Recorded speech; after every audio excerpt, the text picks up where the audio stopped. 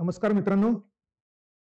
आजच आपला राज्यसेवेचा पूर्वपरीक्षेचा पेपर आजच पूर्ण झालाय आणि तुम्हाला हा सगळ्यांना पेपर चांगला गेला असेल याचा अंदाज आहे मला. पूर्ण पेपर मी बघितलाय आणि ह्या आपल्या दोन महत्त्वाच्या विषयांचे प्रश्न आज आपण घेणार आहोत. अंदाजे मागच्या वर्षी जसा पेपर होता तशाच प्रकारचा हा पेपर आहे आणि जसा होता तसा त्याच्यामध्ये मग पुन्हा काही निरर्थक प्रश्न, काही काय म्हणजे काही काही प्रश्न अशा प्रकारचे की जे का विचारलेले आहेत याचाही प्रश्न पडेल आपल्या मनात, अशा प्रकारचे पण प्रश्न आहेत. या सगळ्यांबद्दल आपण चर्चा करूया. एक अंदाज मात्र असा आहे की मागच्या वर्षी जसा आपला कट ऑफ लागलेला आहे त्याच धर्तीवर कदाचित कट ऑफ लागेल. एक थोडासा अजून पूर्ण अनालिसिस केल्यानंतर कट ऑफचा जास्त अंदाज येऊ शकेल आणि त्यानंतर आपण कट ऑफ बद्दल सुद्धा आपण वेगळं बोलूया त्याबद्दल. पण एक अंदाज जर प्राथमिकरित्या जर घेतला तर मात्र आपल्याला असं वाटतंय की मागच्या वर्षी जसा पेपर होता तशाच प्रकारचा पेपर हा सुद्धा होता. अनेक मुलं रेग्युलरली विचारत होते की आता मुख्य परीक्षेचा सिलेबस वर्णनात्मक झालेला आहे, युपीएससी प्रमाणे झालेला आहे, मग आता पूर्व परीक्षेचा पेपर सुद्धा अशा प्रकारे युपीएससीच्या धर्तीवर येईल का? तर मी सगळ्यांना तेच सांगत होतो पहिल्यापासून की असं होण्याची शक्यता नाहीये, कारण एमपीएससी आणि युपीएससीचा पूर्व परीक्षेचा सिलेबस हा सारखाच कधीपासून झालाय, तर 2012 पासूनच झालेला आहे. मग एवढ्या इतक्या 12 वर्षामध्ये जर त्यात काही बदल झाला नाही, तर आता केवळ मुख्य परीक्षेचा सिलेबस चेंज झालेला आहे म्हणून त्याच्यात काहीतरी युपीएससीच्या धर्तीवर सगळे एमपीएससीचे प्रश्न पूर्व परीक्षेला यायला लागतील असा काही अंदाज नाही आहे, असं मी तेव्हापासूनच सांगत होतो आणि हे झाल्यानंतर ते कन्फर्मच झालेलं आहे. कारण शेवटी अल्टिमेटली काही झालं, किती बदल झाला तरी पेपर काढणारी माणसं काही युपीएससी कडे जाणार नाही आहेत, युपीएससीची असणार नाही आहेत, ते आपल्याकडचीच माणसं आहेत आणि त्यांनी आतापर्यंत सिद्ध करून दिलेलं आहे की ते कधी बदलत नाही आणि त्याच निश्चित पद्धतीने ते प्रश्न काढत असतात. त्याच्यामुळे पूर्व परीक्षेमध्ये कोणताही बदल होण्याची शक्यता नव्हती हे मी सांगतच होतो. आता राहिले मुख्य परीक्षेमध्ये, तर मुख्य परीक्षेमध्ये पहिल्यांदा जसे प्रश्न येतील तर तो एकदा पॅटर्न सेट झाला किंवा पुन्हा एमपीएससी मध्ये कोणत्याही प्रकारचा बदल होणार नाही अशाच प्रकारची गोष्ट आपल्याला दिसेल असा सध्यापुरता आपण म्हणाल काही हरकत नाही. तर त्या गोष्टीबद्दल पण मी पहिल्यांदाच एक पॉईंट सांगतो की 14 तारखेला आपल्याला ह्या बदललेल्या एमपीएससीच्या मुख्य परीक्षेच्या पॅटर्न बद्दल सगळी अनालिसिस करणारी एक मालिका आपल्याला इथून आपल्याला सुरुवात करायची आहे, किंवा आपण म्हणूया की सुरुवातीचं पहिलं लेक्चर आपल्याला 14 तारखेला 5 वाजता हे कंडक्ट करायचं, की ज्यामध्ये आपल्याला हे GS 1, 2, 3, 4 हे मुख्यतः हे पेपर्स, एसे बद्दलची गोष्ट, या सगळ्या गोष्टी आपल्याला या ठिकाणी डिकोड करण्याचा प्रयत्न करायचा आहे.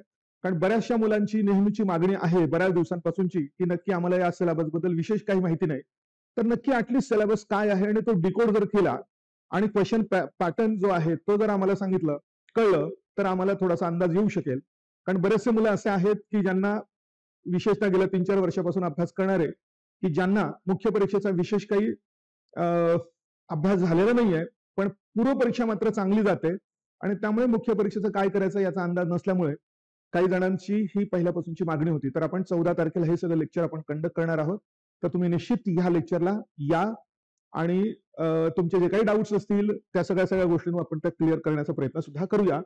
तर GS 1, 2, 3, 4 मला वाटतं तुम्हाला बऱ्याच जणांना एथिक्सच्या पेपर बद्दल सुद्धा डाऊट असेल की नक्की काय आहे हा पेपर, तर ते सुद्धा आपण त्या दिवशी प्राथमिकरित्या बघूया. आणि जेव्हा आपल्याला पुढचा हा सगळा प्रोग्राम आपला मुख्य परीक्षेचा सुरू करायचा आहे 17 तारखेला, तर 17 तारखेचं पहिलं लेक्चर सुद्धा मला एथिक्स वरूनच घ्यायचं आहे, तेव्हा सुद्धा तुम्हाला एथिक्स बद्दलची सगळे डिटेल्स समजून येऊ शकतील. GS 1, 2, 3, 4 याबरोबरच आपण ऑप्शनलचे हे सगळे जे काही महत्वाचे ऑप्शनल्स आहेत तर त्यांचे पण आपण लेक्चर्स आयोजित केलेले आहेत. 15 तारखेलाच याच्या तारीख आणि वेळ सुद्धा या ठिकाणी दिलेले आहेत. महत्वाचे विषय म्हणजे history, sociology, PSIR, geography, anthropology आणि पब्लिक ऍडमिनिस्ट्रेशन. तर हे किती होतात, हे 6 विषय आपण मुख्य परीक्षेचे आयोजित करत आहोत. तर ते सुद्धा तुम्हाला, जर काही जणांना अंदाज नसेल की नक्की आपण कोणता विषय घ्यायचा हे जर कळत नसेल तर सगळ्याच विषयांना तुम्ही येऊन बसले तरी चालेल, की जेणेकरून या वेगवेगळ्या विषयांमध्ये काय फरक आहे, कोणता आपल्याला जास्त योग्य वाटतोय, कोणता जास्त सुटेबल होऊ शकेल आपल्याला, तर ह्या सगळ्या गोष्टींचा अंदाज तुम्हाला ह्या सगळ्या लेक्चर्स मधून घेता येऊ शकेल. तर ही गोष्ट सांगितल्यानंतर मग मात्र आपण आता आपला हा जो काही पेपर झालेला आहे तर याचे सगळे सुरुवातीला इकॉनॉमिक्सचे काही प्रश्न आणि नंतर पॉलिटिक्सचे प्रश्न आणि त्याची संभाव्य उत्तरे, संभाव्य म्हणण्यापेक्षा कन्फर्म उत्तरेच आपण ती या ठिकाणी बघूया. तर साधारणतः इकॉनॉमिक्सचा हे जे काही 15 एक प्रश्न आहेत, तर मागच्या वर्षी जशा प्रकारचे प्रश्न होते तशाच प्रकारचे प्रश्न या ठिकाणी पण दिसत आहेत. एक 2-3 प्रश्न आहेत की जे का विचारलेत, का म्हणजे मी मागच्या पेपरच्या वेळी एक वाक्य केलं होतं, तुम्हाला कदाचित माहिती असेल, आठवत असेल, की काही काही प्रश्न हे काढलेले प्रश्न नाही.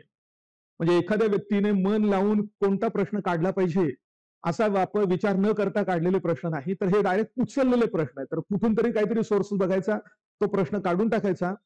तो प्रश्न काढताना त्याची गरज आहे का नाही याचा विचार न करता सुद्धा काढलेले प्रश्न आहेत. पण हे ट्रेडमार्क झालेला आहे एमपीएससीच्या प्रिलिमच्या किंवा या सगळ्या परीक्षांचा. तर तोच या ठिकाणी सुद्धा आपल्याला दिसतोय. पण हरकत नाही, आता जी गोष्ट आहे, जशा पद्धतीचा पेपर येतोय तशाच पद्धतीचं मुलं अभ्यास पण करतात आणि आपल्याला त्या प्रोसेसमधून जावं लागतंय. पण हरकत नाही. ठीक आहे, आपण एक एक प्रश्न या ठिकाणचा बघूया. तर पहिला प्रश्न आहे, हा लँड सिलिंग बद्दलचा प्रश्न आहे. जमीन धारणेची मर्यादा म्हणजे एखादा व्यक्ती स्वतःच्या नावे किती जमीन धारण करू शकतो याची वैधानिक परिपूर्ण मर्यादा होय. म्हणजे आपल्याकडे जमीन कमाल धारणा, ज्याला आपण इंग्लिशमध्ये लँड सिलिंग म्हणतो. सिलिंग म्हणजे ही सिलिंग म्हणजे छप्पर झालं, त्याच्या पलीकडे नाही, अशा दृष्टिकोनातून सिलिंग हा शब्द इंग्लिशमध्ये आपण वापरतो. तर ही जी लँड सिलिंग आहे ही वैधानिक आहे, म्हणजे कायद्यानं ती निश्चित केलेली आहे की एखाद्या व्यक्तीकडे किती जमीन असेल हे ठरवलेलं आहे. महत्तम किती जमीन असेल ते ठरवण्यात आलेलं आहे कायद्यानं. मग ती कोरडवाहू जमीन असेल तर एवढी एवढी, बागायती जमीन असेल तर एवढी एवढी, बागायतीमध्ये सुद्धा वर्षभरात एकदाच पाणी मिळत असेल तर एवढी मॅक्सिमम जमीन धारण करता येईल. दोनदा पाणी मिळत असेल तर एवढी मॅक्सिमम धारण करता येईल. याचे सगळे कायदे आपल्याकडे स्वातंत्र्य प्राप्तीपासूनच निर्माण करण्यात आलेले आहेत. तर त्याच्याबद्दलचा हा प्रश्न आहे. त्यांनी असं म्हटलं की जमीन धारणेची मर्यादा लादण्याच्या मागे खालीलपैकी कोणते दोन महत्वाचे पैलू आहेत. आणि पर्याय दिलेले की भविष्यातील अधिग्रहणावर मर्यादा. म्हणजे एकदा जर जमिनीची कमाल मर्यादा टाकून दिली तर तो माणूस भविष्यात अजून जास्त जमीन विकत घेऊ शकणार नाही किंवा संपादित करू शकणार नाही. म्हणून हा उद्देश आणि हा पैलू त्याला आहे का. एकत्रित जमीन मालकी मर्यादा. आता एकत्रित म्हणजे इंग्लिशमध्ये कन्सॉलिडेट म्हटलेलं आहे. तर एखाद्या व्यक्तीच्या नावाने थोडी जमीन इकडे थोडी जमीन तिकडे असू शकते, तर त्या सगळ्यांचं एकत्रीकरण करून मर्यादा घातलेली आहे का. तिसरा, विद्यमान जमीन धारणेवर मर्यादा. सध्या त्याच्या हातात किती जमीन आहे, त्याच्या ताब्यात किती आहे याच्यावर मर्यादा. आणि रूपांतरणावर मर्यादा म्हणजे कन्व्हर्जन. आता इथे कन्व्हर्जनचा अर्थ झाला कृषी जमिनीचं रूपांतर औद्योगिक कारणासाठी किंवा दुसऱ्या कुठल्या कारणासाठी वापरणे, तर त्याच्यावर मर्यादा टाकणे आहे. तर याच्यामध्ये दोनच महत्वाचे पर्याय म्हणजे दोनच आपल्याला पैलू विचारलेले आहेत. कोणते दोन महत्वाचे पैलू आहेत. तर सर्वात महत्वाचे दोन पैलू, कुठल्याही वेळी कुठलाही तुम्ही जर एखादं याच्याबद्दलचं अनालिसिस केलं, वाचन केलं, तर तुम्हाला दिसेल की आता सध्या त्या माणसाच्या हातात किती मॅक्सिमम जमीन असली पाहिजे यावरती मर्यादा असते. पण त्याचबरोबर जर ती मर्यादा असेल तर त्याचा अर्थ हा पण झाला की त्याने भविष्यातनं अजून जास्त जमीन त्याने धारण करू नये, विकत घेऊ नये, ही भविष्यकालीन मर्यादा सुद्धा त्याच्यावर येणार आहे. म्हणजे सध्या काय तर विद्यमान त्याची मर्यादा किती असली पाहिजे त्या जमीन धारणेवर, की जेणेकरून भविष्यात सुद्धा त्याला ती जमीन वाढवता येऊ शकणार नाही, अजून जास्त एक्स्ट्रा घेता येऊ शकणार नाही. तर हे दोन महत्वाचे पैलू या ठिकाणी असतात असं म्हणता येईल. त्यामुळे ब आणि क म्हणून हा दुसरा पर्याय या ठिकाणी करेक्ट आला पाहिजे. तर असा हा प्रश्न.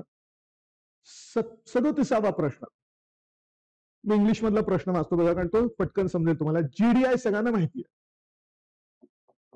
मानव विकास अहवालामध्ये जे काही 6-7 वेगवेगळ्या प्रकारचे निर्देशांक वापरले जातात, त्यापैकी 3 असे निर्देशांक आहेत की ज्या निर्देशांकांचे काय म्हणतो आपण त्याला डायमेन्शन्स म्हणजे आयाम हे सारखेच आहेत. तर त्याच्याशी संबंधित ही गोष्ट मी बऱ्याच वर्गातही सांगतो. तर हे ज्याला माहिती आहे त्याला लगेच या प्रश्नाचा एक अंदाज त्या ठिकाणी येऊ शकेल बघा, की हा जो जीडीआय आहे, लिंग आधारित मानव विकास निर्देशांक आहे, हा आरोग्य, शिक्षण, सबलीकरण आणि श्रम बाजार यांचा एक संयुक्त निर्देशांक आहे. तर ज्या 3 निर्देशांकाचा मी उल्लेख करतोय की ज्यांचे आयाम डायमेन्शन सारखेच आहेत, तर ते कोणते. तर एक म्हणजे मूळ एचडीआय, त्याच्यात इनइक्वॅलिटी ऍडजस्ट केल्यानंतर जो येतो त्याला आपण आयएचडीआय म्हणतो. आणि तिसरा जो आहे तो आहे हा जीडीआय. या तिघांचे आयाम सारखेच आहेत. कोणते तर शिक्षण, आरोग्याशी संबंधित दीर्घ आणि काय म्हणतो आपण त्याला निरामय आयुष्यमान, दुसरं ज्ञान आणि तिसरं जीवनमानाचा दर्जा, या तिघांचा सारखाच आहे. पण GII जो आहे, जेंडर इनइक्वॅलिटी इंडेक्स, याचे आयाम मात्र वेगळे आहेत आणि ते हे आयाम आहेत. त्याच्यामुळे हे पहिलं वाक्य मात्र त्यात फक्त ह्या कारणामुळे चुकलं. इथे जर GII असतं म्हणजे जेंडर इनइक्वॅलिटी इंडेक्स असता तर कदाचित हे वाक्य करेक्ट आलं असतं. पण GDI वापरलेलं असल्यामुळे मात्र हे विधान चुकीचं ठरेल. आणि वरील 4 घटकांचा विचार केल्यास स्त्री पुरुषातील असमानतेमुळे मानव विकासावर प्रतिकूल परिणाम होतो असं म्हटलेलं आहे. तर ज्याला SJI आणि ISJI यांच्यातलं रिलेशन व्यवस्थित माहिती असेल.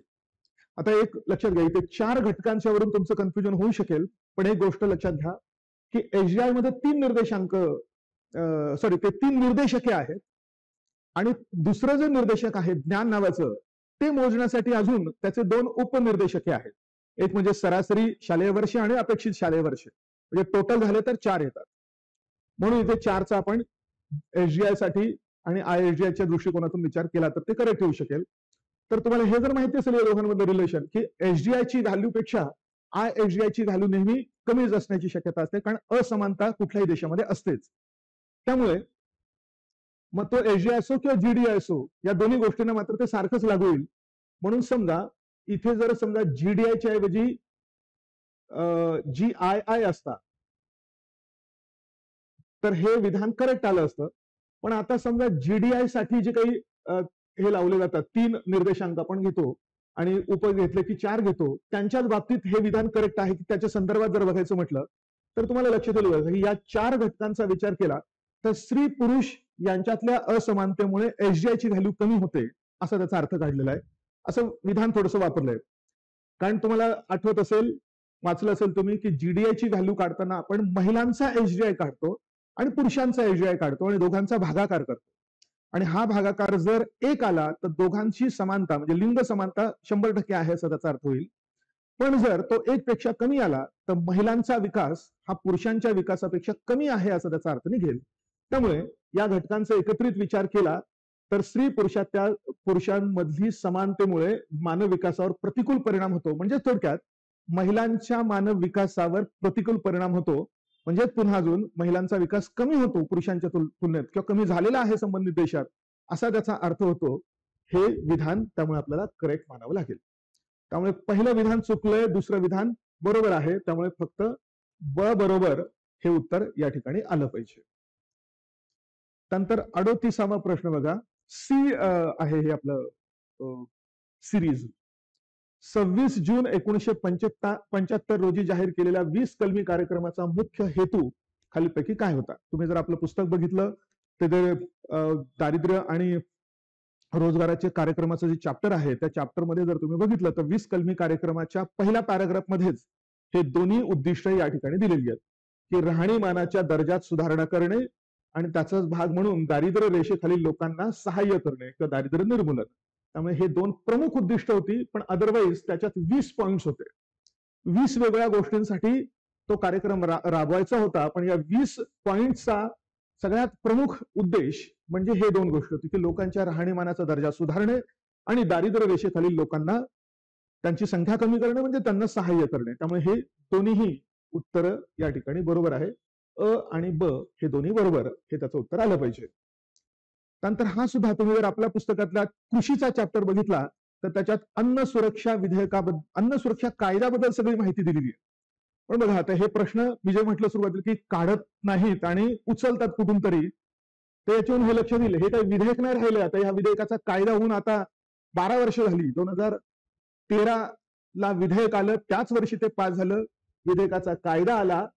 पण अजूनही त्यांनी शब्द बिल वापरलेला आहे. याचा साधा सरळ अर्थ काय, हे काही त्यांनी विचारच केला नाही की आपण विधेयकाचा प्रश्न विचारला पाहिजे का कायद्याचा विचारला पाहिजे.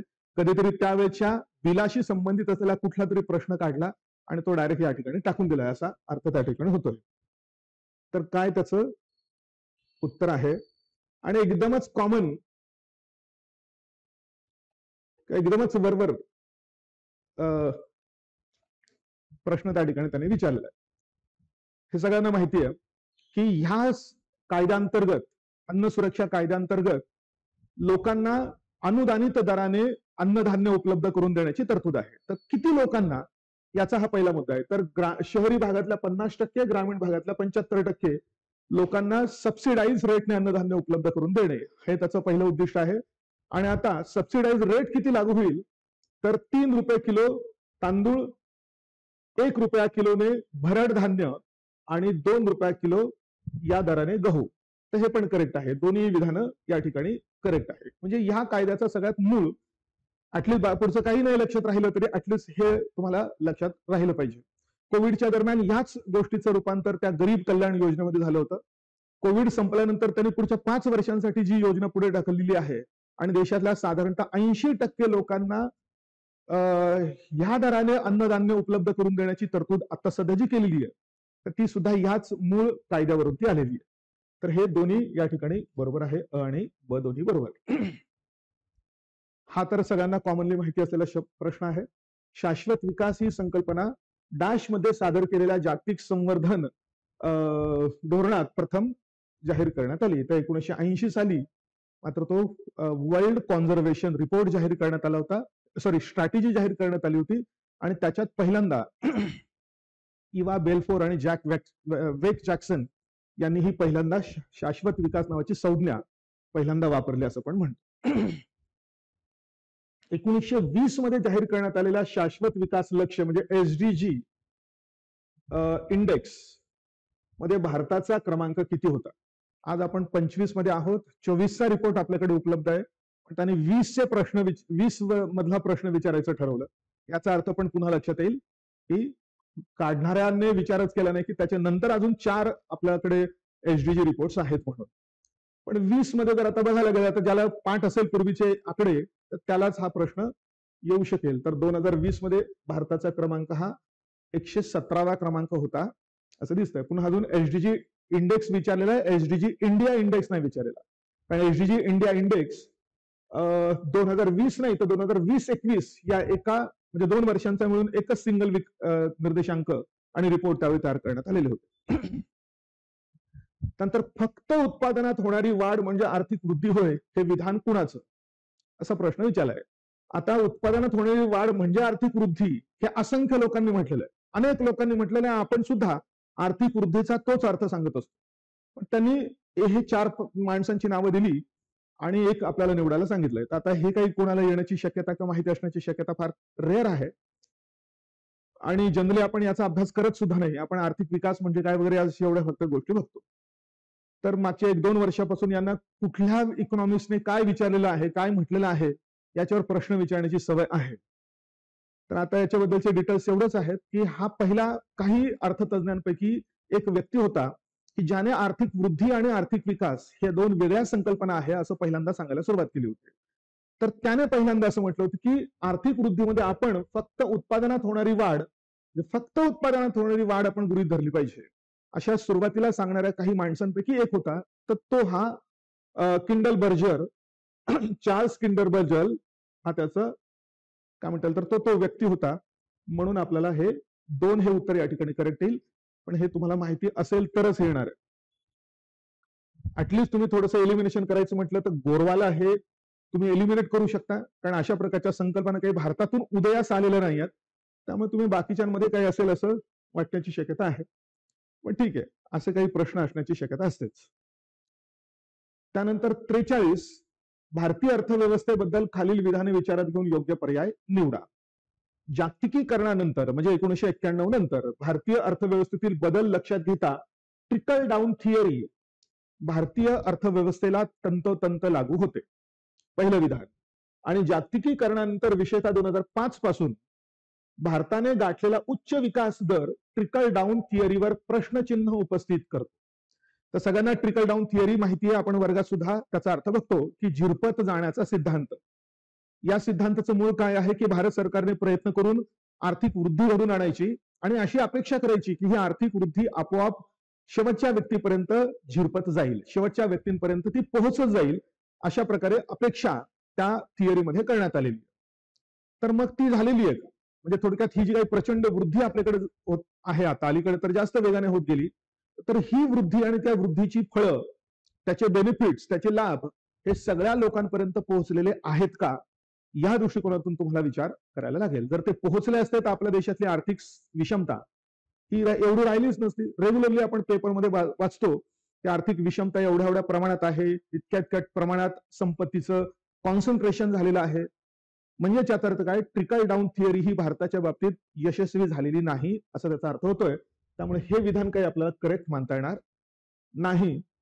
आणि हे विधान मात्र करेक्ट मानायला लागेल, कारण इथे काय म्हटलेलं आहे, विधानात असं म्हटलेलं आहे की भारताने गाठलेला उच्च विकास दर, म्हणजे भारताने विकास दर गाठलेला आहे. आता विकास दर म्हटलाय तर याचा अर्थ तो वृद्धी दरच आहे असा त्या ठिकाणी तुम्ही अर्थ काढला पाहिजे, की उच्च विकास दर गाठलेला आहे, पण तरी सुद्धा मात्र ट्रिकल डाऊन झालेला नाही आपल्या देशामध्ये. म्हणून तो त्या ट्रिकल डाऊनच्या थिअरीवरच प्रश्नचिन्ह उपस्थित करतो, तर निश्चितच प्रश्नचिन्ह उपस्थित करतो, पण ट्रिकल डाऊन प्रत्यक्षात मात्र घडून आलेली नाही. त्यामुळे ब विधान आपल्याला करेक्ट मानावं लागेल. त्यामुळे आपल्याला विधान ब बरोबर हे उत्तर तिथे घ्यायला पाहिजे. त्यानंतर डबल आला का 24. हा पण आता कुठला तरी एखाद्या माणसाने कधीतरी काही म्हटलं असेल याबद्दलचा प्रश्न, तर असे प्रश्न पण येण्याची शक्यता फार कमी आहे. इथे तुम्हाला एलिमिनेशन किंवा काहीतरी गेस करणं हे सुद्धा शक्य नाही. माहिती असेल तर असेल असा अर्थ झाला. विकसनशील जगातील जवळजवळ 40% लोकसंख्येला 1950 ते 1960च्या दशकांमध्ये झालेल्या आर्थिक वृद्धीचा लाभ झालेला नाही. कधीचा प्रश्न विचारताय, 50-60च्या दशकातला. त्यामुळे आधी म्हटल्याप्रमाणे याच्यात अजिबात गेस करण्याची शक्यता, असे प्रश्न आउटराईट आपण सोडून दिलेच पाहिजे. पण उत्तर मात्र त्याचं हे रॉबर्ट मॅक नामारा हे आहे, कारण हे वर्ल्ड बँकेचे त्यावेळी प्रमुख होते 1960च्या दशकामध्ये, 60च्या दशकानंतर. त्यामुळे त्यांनी हे विधान त्यावेळी केलं होतं की 50 आणि 60च्या दशकात 40% लोकसंख्येला जागतिक वृद्धी जी काही झालेली आहे त्याचा विशेष फायदा झालेला नाही. तर त्याचं हे एक असं उत्तर आहे. आय डोंट थिंक की तुम्हाला त्यातला म्हणजे हे बरोबर येण्याची शक्यता फार रेअरच आहे. 45 आपल्या पर्यावरणाच्या पुस्तकामध्ये याबद्दलची सगळी इन्फॉर्मेशन आहे. पण समजा तुम्हाला गेसवर करायचं असेल तरी सुद्धा थोडासा अंदाज तुम्हाला या ठिकाणी लावता येऊ शकतो, की डॉक्टर मनमोहन सिंग जेव्हा पंतप्रधान होते तेव्हा त्यांनी हवामानाच्या म्हणजे क्लायमेट चेंज बद्दलचा एक प्रोग्राम सुरू केला होता देशात. राष्ट्रीय हवामान विषयक कृती कार्यक्रम म्हणून त्यांनी हे केलं, आणि त्याच्या अंतर्गत काही प्रोग्राम्स आणि मिशन सुरू केले होते. तर त्या काहींपैकी या ठिकाणी काहींचा उल्लेख या ठिकाणी केलेला आहे. तर राष्ट्रीय हवामान कृती विषयक कार्यक्रमांमध्ये खालीलपैकी कोणत्या राष्ट्रीय अभियानाचा समावेश केलेला नव्हता? आता थोडासा अंदाज तुम्हाला घ्यायचा म्हटला तर प्रोग्राम कशाबद्दलचा आहे, तर क्लायमेट चेंज बद्दलचा आहे. क्लायमेट ऍक्शन म्हणजे क्लायमेट चेंज कंट्रोल करण्यासाठी करायचा प्रोग्राम.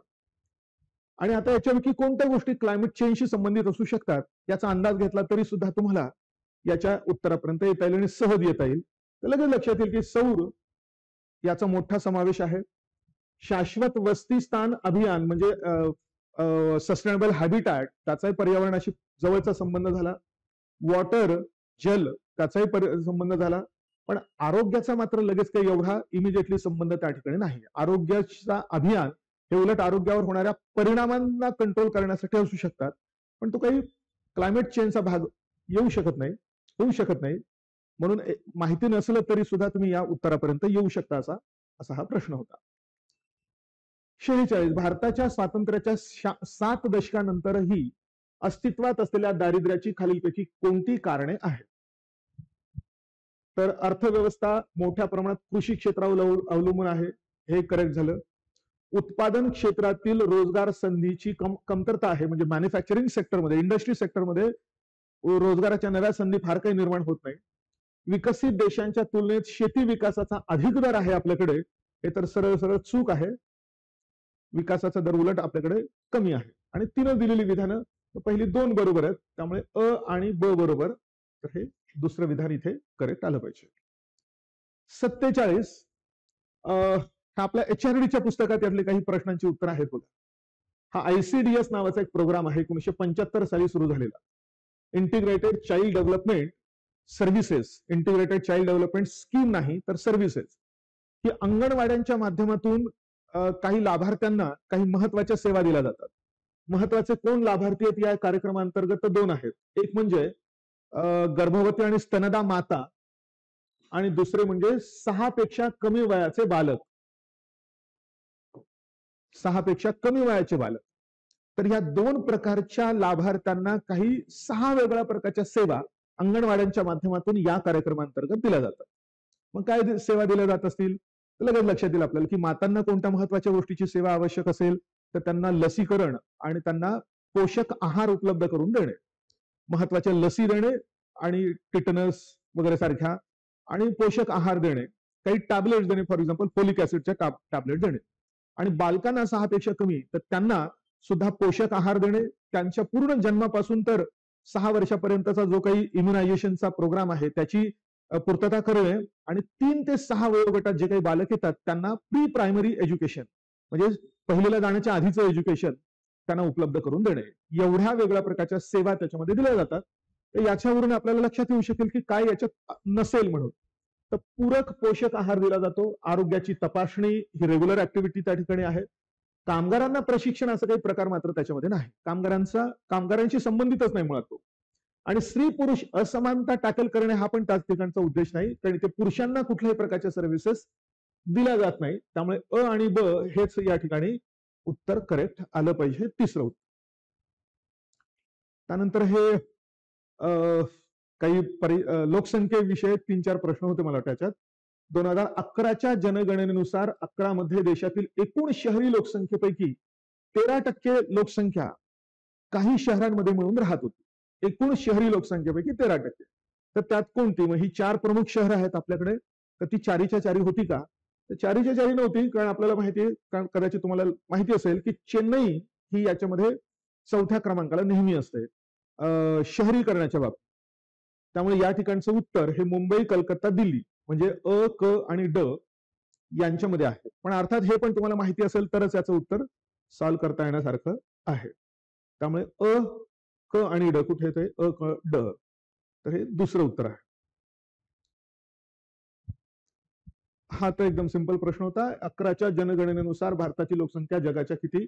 तर 17.5% होती. हा अर्थ होईल. लोकसंख्या धोरण 2000 दरवर्षी या धोरणावर प्रश्न असतोच.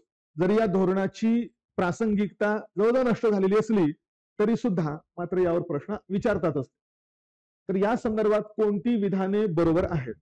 जास्तीत जास्त 2 अपत्येनुसार 2050 सालापर्यंत देशाच्या अर्थव्यवस्थेत स्थिरता आणणे.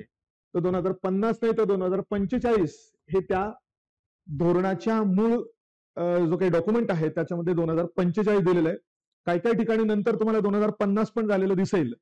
म्हणजे काहींनी त्याच्यावर वर्णन करताना 45 शक्य नाही म्हणून 50 वगैरे असं पण लिहिलेलं दिसेल. पण त्या धोरणाचं जे मेन डॉक्युमेंट आहे ओरिजिनल त्याच्यामध्ये 2045 पर्यंत भारताची लोकसंख्या स्थिर करण्याचं टार्गेट त्याच्यामध्ये ठेवलेलं होतं. आणि 2 चाइल्ड नॉर्म हे तर 1976 पासूनच होतं आपल्याकडे. तर हे करेक्ट झालं. सार्वत्रिक लसीकरण हा एक महत्वाचा उद्दिष्ट त्याच्यामध्ये आहे, कारण लसीकरणाचा आणि लोकसंख्या नियंत्रणाचा एक महत्वाचा संबंध पण आहे. आणि अर्भक मृत्यू दराचे म्हणजे इन्फंट मॉर्टॅलिटी रेटचे प्रति हजारी प्रमाण 30% खाली आणणे म्हणजे 30% खाली आणणे हे दिलेलं आहे. तर हे विधान मात्र चुकीचं आहे, कारण 30 हा आकडा बरोबर आहे, पण हा 30 आकडा प्रति हजारी नाही तर प्रति 10,000 इतका सांगितलेला आहे. सगळ्यात पहिली गोष्ट तर पर्सेंट नाही आहेत. पर्सेंट म्हटलं तर पर 100 येतं, पर्सेंट म्हणजे पर 100 येईल, मग इथे 100 म्हटलं पाहिजे. त्यामुळे प्रति हजारी 30 असं तिथे खरं पाहिजे होतं, पण ते मात्र चुकीचं आहे. कारण 30 पेक्षा इन्फंट मॉर्टॅलिटी रेट म्हणजे अर्भक मृत्यूदर कमी करणे, पण किती जीवित जन्मांमागे? तर 10,000 जीवित जन्मांमागे असं दिलं. आपल्या लोकसंख्येच्या चॅप्टर मध्ये पूर्ण सगळी वैशिष्ट्ये जशीच्या तशी सेम तशी दिलेली तुम्हाला त्या ठिकाणी दिसेल की 10,000 जीवित जन्मांमागे मृत्यू पावलेल्या म्हणजे वयाच्या 1 वर्षाच्या आत मृत्यू पावलेल्या बालकांची संख्या 30 पेक्षा कमी करणे असं टार्गेट. त्यामुळे ह्या एका कारणामुळे हे विधान आपल्याला इनकरेक्ट मानलं पाहिजे. त्यामुळे अ आणि ब हे 2 विधानं बरोबर येतील. कोणती विधाने बरोबर? अ आणि ब. अ आणि ब बरोबर नाही. सॉरी, हे पण चुकीचं ना. सॉरी सॉरी सॉरी, अ पण चुकीचं आहे कारण 45 मुळे. त्यामुळे एकच बरोबर झालं ब. त्यामुळे केवळ विधान ब बरोबर असं 4 उत्तर आलं पाहिजे. तर ही एवढी प्रश्न होते इकॉनॉमिक्सचे. आणि आता आपण राज्यघटनेचे प्रश्न बघूया. राज्यघटनेचे सगळे प्रश्न जवळजवळ आपल्या पुस्तकामध्ये, आपल्या नोट्समध्ये तुम्हाला दिसतील. 1-2 प्रश्न कमिशन्सचे ते सुद्धा नोट्समध्ये आहेत, नाहीतर HRDच्या पुस्तकामध्ये पण होते. कारण बऱ्याच वेळा मुलं मला विचारायचे की अभ्यास झालेला आता काय वाचू, त्यामुळे मी एक्स्ट्रा रिडिंगसाठी HRD मधले काही चॅप्टर सांगायचो, तर त्याच्यातूनही तुम्हाला हे प्रश्न सॉल्व्ह करता येणे शक्य होते. पण अदरवाईज फार काही मोठे अवघड नव्हते आणि त्यामुळे मला वाटतं 15 पैकी 13 प्रश्न तुमचे करेक्ट आलेलेच असतील, याची शाश्वती मला आहे. 71वा प्रश्न होता कॅबिनेट मिशन प्लॅन. तर कॅबिनेट मिशन योजनेनुसार नोव्हेंबर 46 मध्ये संविधान सभा निर्माण करण्यात आली. बरोबर झालं. कॅबिनेट मिशनने 2 संविधान सभेच्या विचारांना नकार दिला. कारण कॅबिनेट मिशन प्लॅन जेव्हा आलं तेव्हा अजून भारताची फाळणी होईल का, म्हणजे स्वातंत्र्य मिळेल का आणि फाळणी होईल का याची शाश्वती नव्हती. उलट सगळ्यांना माहिती असेल किंवा मी वर्गामध्ये नेहमी म्हणतो की कॅबिनेट मिशन प्लॅन हा ब्रिटिशांच्या आधारे किंवा ब्रिटिशांच्या स्तरावर उलट भारताची फाळणी टाळण्याचा शेवटचा प्रयत्न होता. त्यामुळे तिथे पाकिस्तानशी संबंध काहीच नव्हता. त्यामुळे हे विधान मात्र इनकरेक्ट येईल. आणि मुस्लिम लीगने क्रिप्स प्रस्ताव स्वीकारला होता. तर याचा आणि याचा काय संबंध आहे, पण त्यांनी त्याच्यात इन्क्लूड करून टाकला. पण मुस्लिम लीगने क्रिप्सचा प्रस्ताव स्वीकारला नव्हता, तर उलट ते फेटाळला होता. तो 100% त्याने फेटाळला नव्हता, पण त्यातल्या त्या तरतुदी त्यांनी फेटाळल्या की ज्या तरतुदी पाकिस्तानच्या निर्मितीला पूरक किंवा पोषक नव्हत्या. त्यामुळे एकच वाक्य करायचं म्हटलं तर त्यांनी तो निश्चित एकंदरीतरित्या फेटाळलाच होता असं म्हणायला काही हरकत नाही. त्यामुळे योग्य विधान हे पहिलं झालं फक्त 46 मध्ये निर्माण करण्यात आलं. विचारानं नकार दिला हे चुकलंय आणि क्रिप्स प्रस्ताव स्वीकारला होता हे पण चुकलं. त्यामुळे इथे एक आलं पाहिजे फक्त. कॅबिनेट मिशन प्लॅन नुसार संविधान सभा निर्माण करण्यात आली. कॅबिनेट मिशनने 2 संविधान सभेच्या विचारांना नकार दिला. नकार दिला. 2 संविधान सभेच्या विचारांना नकार दिला. नाही, बरोबर मानलं पाहिजे. 2 संविधान सभा निर्माण नाही केल्या. थोडक्यात वाक्यामध्ये थोडासा तुम्हाला विचार करावा लागेल. कॅबिनेट मिशन प्लॅनने 2 संविधान सभा निर्माण करण्यासाठी नकार दिला, म्हणजे फक्त भारताची संविधान सभा निर्माण करण्यासाठी होकार दिला असं म्हणायला पाहिजे. त्यामुळे आणि ब हे उत्तर बरोबर आलं पाहिजे. म्हणजे थोडंसं दुसऱ्या जे विधान आहे त्या विधानाच्या बाबतीत कन्फ्युजन होऊ शकतं, कारण हा नकार दिला असा शब्द त्या ठिकाणी वापरलाय. तर नकार बरोबर दिला, कारण स्वातंत्र्याची आणि फाळणीची अजून कुठलीही परिस्थिती त्यावेळी निर्माण झालेली नव्हती. त्यामुळे पहिलं उत्तर. आधुनिक संघ राज्यवाद, आता आपण काल काही दिवसांपूर्वीच्या लेक्चरमध्ये पण बघितलंच आहे. आधुनिक संविधानवाद हा शब्द नाही, खरा इथला इंग्लिश मधला जो शब्द आहे कॉन्स्टिट्युशनलिझम, ठीक आहे, संविधानवाद किंवा घटनावाद असा शब्द आपण वापरू शकतो. या संकल्पनेची सुरुवात कोणत्या देशात प्रथम झाली, तर त्याचं उत्तर आलं पाहिजे अमेरिकेमध्ये झाली. कॉन्स्टिट्यूशन क्रिएट करणारा पहिला प्रमुख देश म्हणून आपण अमेरिकेचा उल्लेख करतो बऱ्याच वेळा. त्यामुळे कॉन्स्टिट्यूशन सुद्धा आणि फेडरलिझम सुद्धा या दोन्ही गोष्टींचा वापर हा अमेरिकेच्या दृष्टिकोनातून आपण गृहीत धरतो. आणि आपल्या देशामध्ये किती संघराज्यवाद आहे त्याची तुलना सुद्धा आपण अमेरिकेशीच करत असतो. खालीलपैकी योग्य विधान. जी व्यक्ती राष्ट्रपती म्हणून पद धारण करत असेल अथवा जिने असं पद धारण केलेलं आहे ती व्यक्ती संविधानाच्या अन्य तरतुदींना अधीन राहून त्या पदासाठी होणाऱ्या फेर निवडणुकीस पात्र असेल. तर एवढं काही लिहिण्याची गरज नव्हती. राष्ट्रपती हे फेर निवडणुकीसाठी किंवा पुनर्नेमणुकीसाठी पात्र असतात, तर हे बरोबर आहे. कोणती व्यक्ती राज्यसभेचा सदस्य म्हणून निवडून येण्यास अर्हता प्राप्त असल्याखेरीज राष्ट्रपती पदाच्या निवडणुकीसाठी पात्र असणार नाही. राष्ट्रपती पदाच्या निवडणुकीसाठी ज्या पात्रता लागतात त्याची तिसरी पात्रता आहे ते लोकसभेच्या म्हणजे ते लोकसभेच्या सदस्यत्वासाठी पात्र असावेत. तर इथे राज्यसभा म्हटलेलं आहे, त्यामुळे हे चुकेल आणि फक्त हे बरोबर येईल.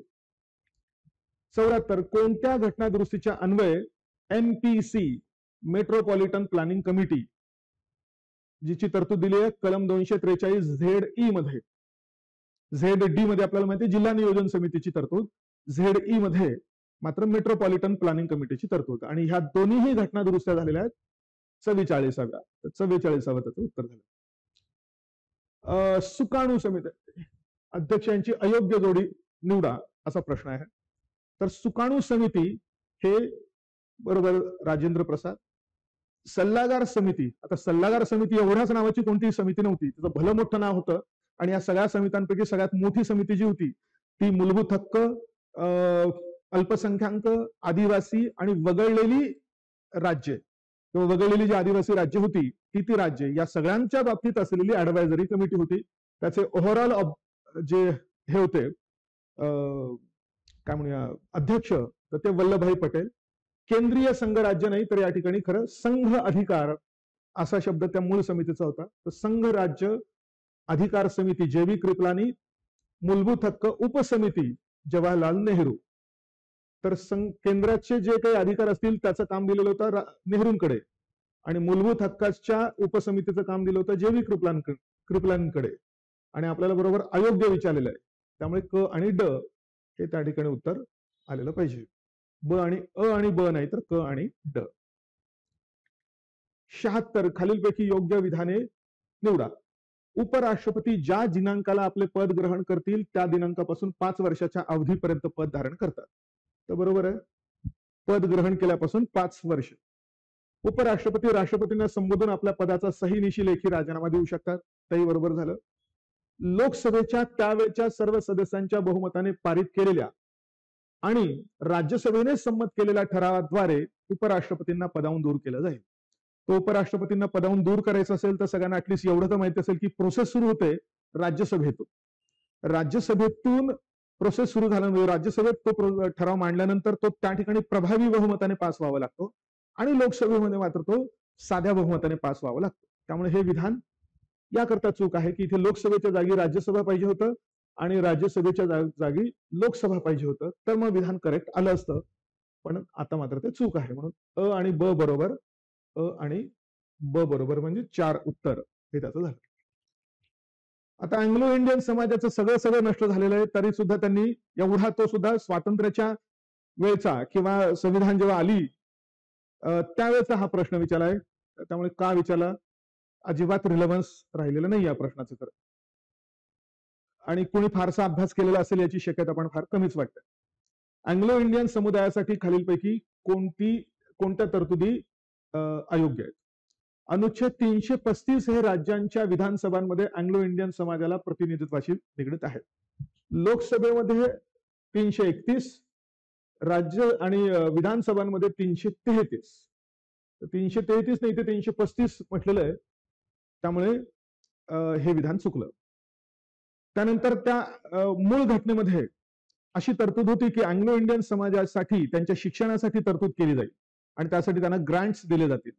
फक्त ह्या ग्रांट्स नंतर दरवर्षी पुढे 10% कमी पण केल्या जातील. त्यामुळे हे जे काही ग्रांट बद्दलचे त्यावेळीची तरतूद होती जी नंतरही नष्ट झाली, पण तरी पण त्यावेळेचा म्हणून त्यांनी हा प्रश्न विचारलेला दिसतो. आता सध्या आपल्याला माहिती आहे की अँग्लो इंडियन समाजाचं हे इथलं जे काही आरक्षण होतं ते आरक्षण 2024च्या निवडणुकांपासूनच संपलेलं आहे. त्यामुळे तसा काही रिलेव्हन्स राहिलेला नाही. पण तर हे विधान दोन्ही बरोबरच मात्र अँग्लो इंडियन समाजाच्या लाभाकरता 31 मार्च 48 रोजी संपन्न होणाऱ्या वित्तीय वर्षात शिक्षणाबाबत दिली गेली होती अशी काही अनुदाने असतील, म्हणजे त्यांना अनुदाने द्यायची तरतूद त्याच्यामध्ये होती आणि तीच अनुदाने संविधानाच्या प्रारंभानंतर पहिल्या 3 वित्तीय वर्षात संघ राज्य व प्रत्येक राज्यामार्फत दिली जातील. म्हणजे घटनेचा प्रारंभ 1950 साली झाल्यानंतर पुढच्या 3 वर्षांपर्यंत सुद्धा ही अनुदाने कंटिन्यू राहतील अशी तरतूद होती. आणि ती अनुदाने दरवर्षी कंटिन्यू राहतील, पण दरवर्षी 10% कमी करता येतील अशी पण दुसरी तरतूद होती. तर दर 3 वर्षांच्या अनुवर्ती कालावधीत, अनुवर्ती म्हणजे एका मागून एक येणाऱ्या कालावधीत, लगतपूर्व 3 वर्षांच्या कालावधीतील अनुदानांपेक्षा ती 10% कमी असू शकते, म्हणजे 10% कमी करता येतील. त्यामुळे हे दोन्ही विधानं करेक्ट आहे. आपल्याला काय विचारलेलं आहे, अयोग्य विचारलेलं आहे. त्यामुळे ब आणि क हे दुसरं त्याचं उत्तर आहे. खालीलपैकी कोणते भारताच्या राज्यघटनेतील भाग 1 मधील कलम 1 ते 4 शी संबंधित आहे. त्यामुळे हा तर एकदमच सिंपल प्रश्न होता. भाग 1 जो आहे तो संघ राज्य आणि त्याची राज्यक्षेत्रे याच्याशी संबंधित आहे. बाकी हे सगळं चुकलंय, त्यामुळे तिसरा पर्याय त्या ठिकाणी येईल. हा कोणता आपल्याला अयोग्य विचारलं ना, हो सॉरी या प्रश्नाचं उत्तर अयोग्य विचारलंय, त्याच्यामुळे आपल्याला अ म्हणजे फक्त अ म्हणजे पहिलं उत्तर येईल. बाकीचे कारण ब आणि क दोन्ही बरोबर आहेत. आणि 78 घटनेचा पहिला भाग ज्याच्यात पहिली 4 कलम आहेत, कलम 1, 2, 3, 4, ज्याचं टायटल आहे युनियन अँड इट्स टेरिटरीज, म्हणजे संघराज्य व त्याची राज्यक्षेत्रे. त्यामुळे फक्त 79 भारताच्या राज्यघटनेतील अनुच्छेद 371 व त्याची उपअनुच्छेद, म्हणजे उपअनुच्छेद म्हणजे 371 ए बी पासून जी के पर्यंत आहे ती उपअनुच्छेद नाहीत. आपल्याला माहितीये की जेव्हा आपण एखाद्या कलमाला पुढे capital letter A B C D असं लिहितो तेव्हा ती स्वतंत्र कलमे असतात, फक्त ती नंतर ऍड केलेली असतात. पण याने त्याला उपअनुच्छेद असं करून टाकलेलं आहे. तर त्यांना विशेष दर्जा नसलेली राज्य कोणती? कारण आपल्याला माहिती आहे की काही राज्यांसाठी विशेष दर्जा देण्यात आला आहे, विशेष तरतुदी करण्यात आलेल्या आहे. विशेष दर्जा नाही येतो, विशेष तरतुदी करण्यात आलेल्या आहेत. तर त्या तरतुदी कुणासाठी केलेल्या आहेत आणि कुणासाठी नाही, म्हणजे कुणासाठी नाही अशाबद्दलचा प्रश्न आहे. दर्जा नसलेली राज्य, नागालँड आसाम आहे त्याच्यात, मणिपूर सिक्कीम आहे, मिझोराम नागालँड पण आहे, त्रिपुरा मात्र त्याच्यात नाही आणि झारखंड नाही.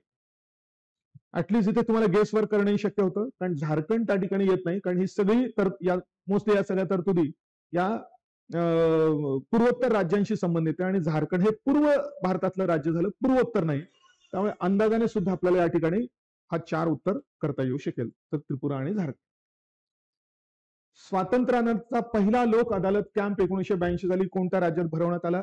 तुम्ही जर अधीनस्थ न्यायव्यवस्थेचा आपलं चॅप्टर बघितलं तर त्या चॅप्टरमध्ये पुढे लोक अदालत बद्दलची सगळी इन्फॉर्मेशन दिली आहे. तिथल्या पहिल्याच पॅराग्राफ मध्ये तुम्हाला हे विधान दिसेल की गुजरात या राज्यामध्ये असा पहिला लोक अदालतीचा कॅम्प 82 साली भरवण्यात आला होता. हा प्रश्न मात्र फार संदिग्ध आहे. या प्रश्नाचं जास्त डिटेल्स बघायला लागतील, कारण आता काही काही ठिकाणी मी असं बघितलंय की हाऊस कमिटी जी होती, जिचे अध्यक्ष पट्टाभी सीतारामय्या आहेत, असं बहुतेक सगळ्या ठिकाणी इव्हन भारत सरकारच्या वेबसाईटवर, लोकसभेच्या वेबसाईट्सवर पण त्यांचंच नाव दिलेलं आहे. पण काही काही ठिकाणी मात्र दुसरंच कोणातरी नाव दिलेलं आहे. ही जी कमिटी होती, चीफ कमिशनरचे प्रांत यांचं, या अध्यक्षांचं नाव, या समितीच्या अध्यक्षांचं नाव, जे आता आपण जे इतक्या वर्षांपासून कन्फर्म म्हणजे मान्य केलेलं आहे, ते मात्र वेगळेच काहीतरी आहेत असं काही काही ठिकाणी पण दिलेलं आहे. त्यामुळे सध्या तरी ह्या प्रश्नाचं उत्तर आपल्याला, म्हणजे जर आपल्या याच्यातल्या काही मिस्टेक्स आपण गृहीत धरायच्या म्हटल्या, आणि म्हणजे आता मिस्टेक म्हटल्यानंतर भारत सरकारच्या वेबसाईटची पण मिस्टेक त्याच्यामध्ये गृहीत धरली जाईल. आणि म्हणजे काही ठिकाणी काही नावं, काही ठिकाणी काही नावं, अशा प्रकारची तरतूद दिसते त्या ठिकाणी. आता खरं काय हे मात्र समजण्याची भरपूर सर्चिंग त्यासाठी करावी लागेल. पण अंदाज मात्र असं वाटतोय की ह्या 2 समित्यांचे अध्यक्ष कदाचित ते असावे. पण नागरिकत्वाबद्दलची तरतूद जे ते वरदचार्य हे अध्यक्ष होते, आणि हे जे होते मुख्य आयुक्त, त्यांचे अध्यक्ष आपले गोपालस्वामी अय्यंगार होते. काही ठिकाणी मात्र पट्टाभी यांचं नाव पण येतं, सीतारामय्या यांचं पण नाव येतं. त्याच्यामुळे याबद्दल निश्चित काही सांगता येणार नाही, पण मांडायचंच म्हटलं तर ब आणि क कदाचित असू शकतं असा माझा अंदाज या ठिकाणी आहे. पण हे सगळं हाऊस कमिटी तर पहिल्यांदा त्यांचंच नाव येतं, पट्टाभींचं, त्यामुळे डोंट नो. पण तरी सुद्धा तात्पुरतं तुम्ही धरून चला, ब आणि क हे कदाचित उत्तर असण्याची शक्यता आहे, किंवा आयोगामार्फत ते दिलं जाण्याची शक्यता आहे.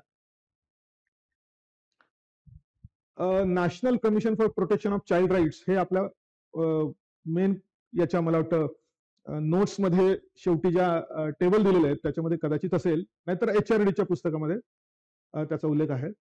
तर NCPCR ची स्थापना ही 2007 साली झालेली होती.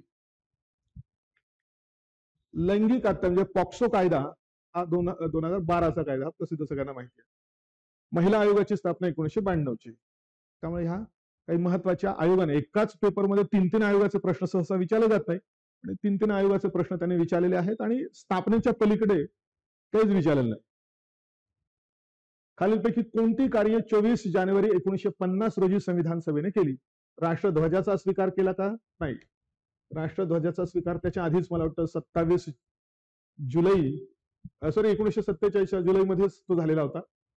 त्यामुळे हे गेलं. राष्ट्रगीत स्वीकारलं, राष्ट्रगान स्वीकारलं, आणि राजेंद्र प्रसाद यांना भारताचे प्रथम राष्ट्रपती म्हणून घोषित करण्यात आलं. त्यामुळे ब क ड हे उत्तर आलं पाहिजे. तर एवढे सगळे प्रश्न होते, आणि मला वाटतं इकॉनॉमिक्सशी संबंधित पण करंटमध्ये इन्क्लूड केलेला प्रश्न होता. तो निश्चितच करंटचा प्रश्न नाहीये, तो एक जनरल आणि नेहमीचा प्रश्न आहे, गिलोटिन बद्दलचा.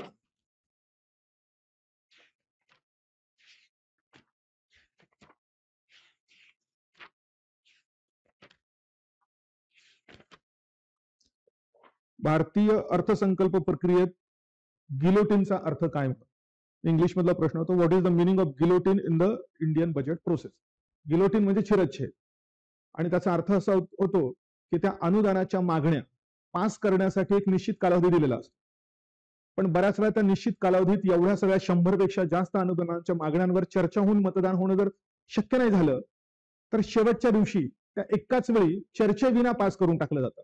म्हणजे एक एक राहिले, समजा 25 राहिले असतील तर 25 अनुदानांच्या मागण्या कोणतीही चर्चा न करता एका पाठोपाठ मात्र त्या उडवून लावल्या जातात, म्हणून त्यांचा शिरच्छेद केला जातो एक प्रकारे.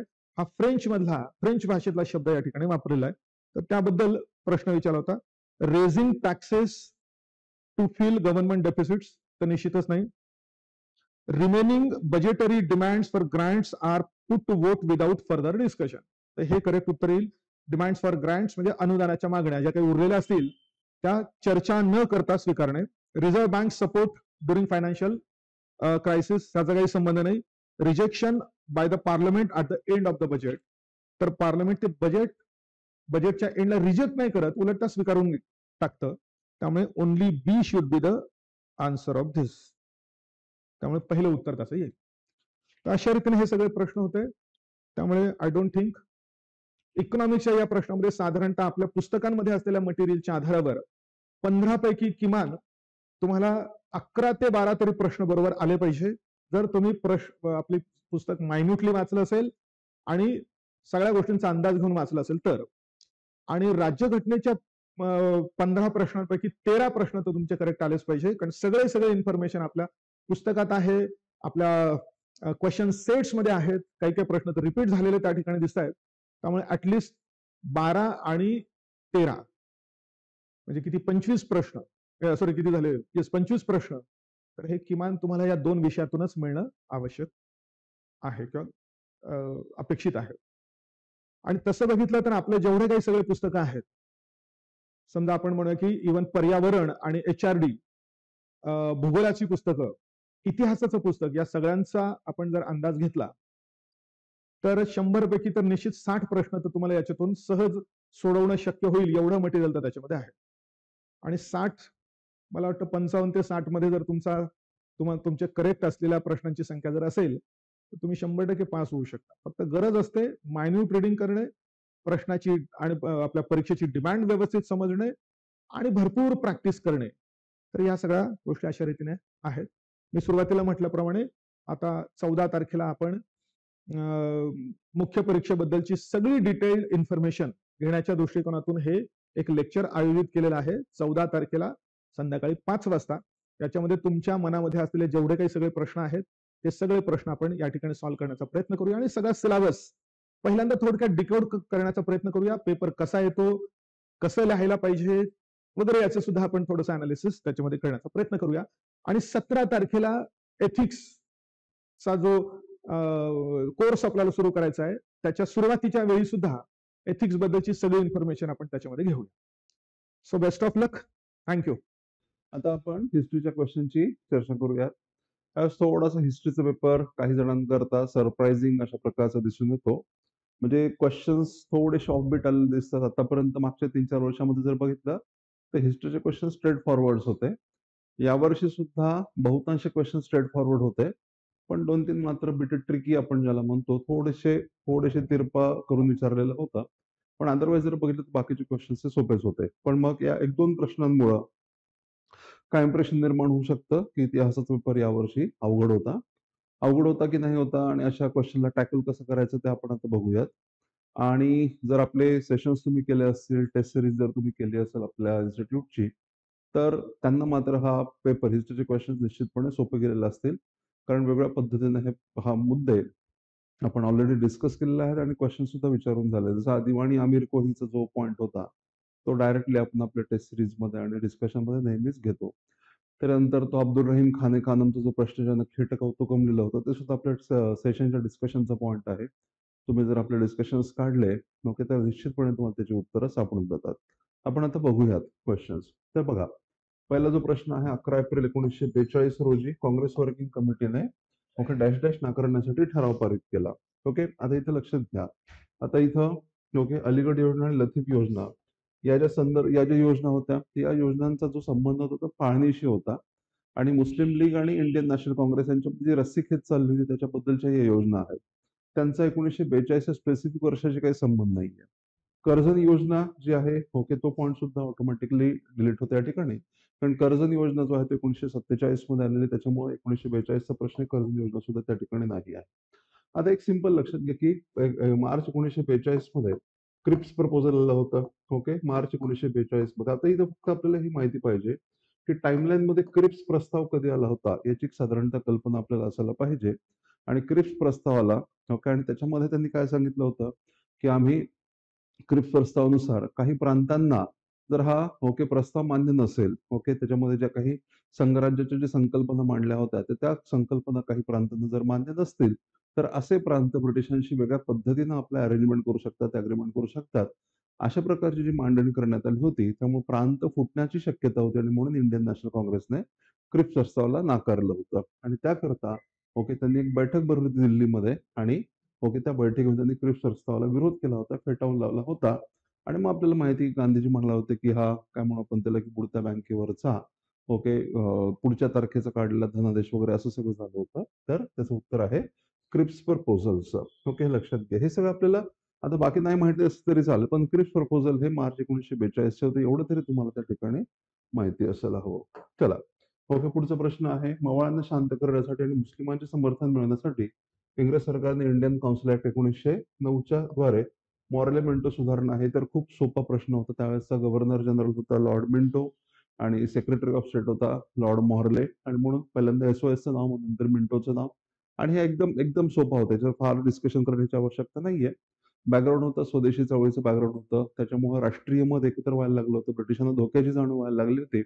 आणि म्हणून मग अशा परिस्थितीमध्ये तो राष्ट्रीय चळवळीमुळे वाढणारा धोका कमी करण्यासाठी ओके त्याच वेळेला आपल्याला काय दिसतं की राष्ट्रीय चळवळीच्या नेतृत्वाखाली राष्ट्रीय चळवळीच्या परिणामी मवाळ आणि जहाल ओके यांचं सुद्धा आपल्याला एकत्रीकरण दिसतं. बंगालची फाळणी झाली होती आणि त्या मुद्द्यावर बंगालच्या फाळणीला विरोध करण्यासाठी मवाळ जहाल दोघेही एकत्र आलेले. ओके, आणि कित्येक मुस्लिम तरुण सुद्धा राष्ट्रीय चळवळीकडे आकर्षित व्हायला लागले होते, म्हणून त्यांना फोडणं आवश्यक होतं. आणि म्हणून मग त्यांनी मवाळांशी ओके बोलणी करायला सुरुवात केली होती. याच्यामध्ये सांगितलं की गोखले आणि ब्रिटिश शासन यांच्यामध्ये बोलणी कंटिन्युअसली सुरू झाली. आणि मग त्यांनी त्यांना मवाळांना असं आश्वासन दिलं होतं की तुम्ही या चळवळीतून जर बाजूला झालात ओके तर साहजिकच आम्ही तुम्हाला घटनात्मक सुधारणा देऊ, अशा प्रकारच्या गोष्टी होत्या. आणि मुस्लिमांनी सुद्धा राष्ट्रीय चळवळीपासून दूर राहावं याकरता त्यांना सुद्धा स्वतंत्र मतदारसंघाची तरतूद करण्यात आली होती. आणि म्हणून मवाळांना शांत करण्यासाठी मुस्लिमांचं समर्थन मिळवण्यासाठी हा कायदा करण्यात आला होता. आणि या माध्यमातून राष्ट्रीय चळवळीला आणि जहालांच्या ताकदीला चॅलेंज करण्यात आलं होतं. पुढचा प्रश्न आहे सुधारकांना आपले आई वडील पत्नी मुली आणि देश बांधव अशा सर्व निकटवर्तीयांचा विरोध पत्करून जगण्याचा प्रवास करावा लागतो हे सांगणारे वामनराव माधवराव कोल्हटकर हे समाजसुधारक डॅश डॅश येथील होते. आता हा हा जो प्रश्न आहे जे वाक्याचा डायरेक्ट रेफरन्स अजून तरी सापडलेला नाहीये, पण वामनराव कोल्हटकर हे विदर्भामधले नेते होते, हे लक्षात घ्या. तोच प्रश्न या ठिकाणी विचारलेला आहे. विदर्भ अच्युत बळवंत कोल्हटकर यांचे वडील वामनराव कोल्हटकर. तर अच्युतराव, आता तुम्ही म्हणाल सर वामन कोल्हटकर आणि बळवंत कोल्हटकर कसं काय असेल. अच्युत बळवंत कोल्हटकर यांचे वडील होते हे वामनराव कोल्हटकर, परंतु त्यांचा सांभाळ त्यांच्या काकांनी केला होता म्हणून त्यांचं नाव अच्युत बळवंत कोल्हटकर असं होतं. तर असा एक रेफरन्स आहे. तर विदर्भ या प्रश्नाचं उत्तर असायला हवं. ओके, पुढचा मुद्दा बघा मुघलकालीन न्यायव्यवस्थेतील शिक्षण आणि शिक्षेचे स्वरूप यांच्या जोड्या ओळखा. हा थोडासा अवघड प्रश्न आहे. हा थोडासा न जमण्यासारखा आहे, हे मान्य करावं लागेल.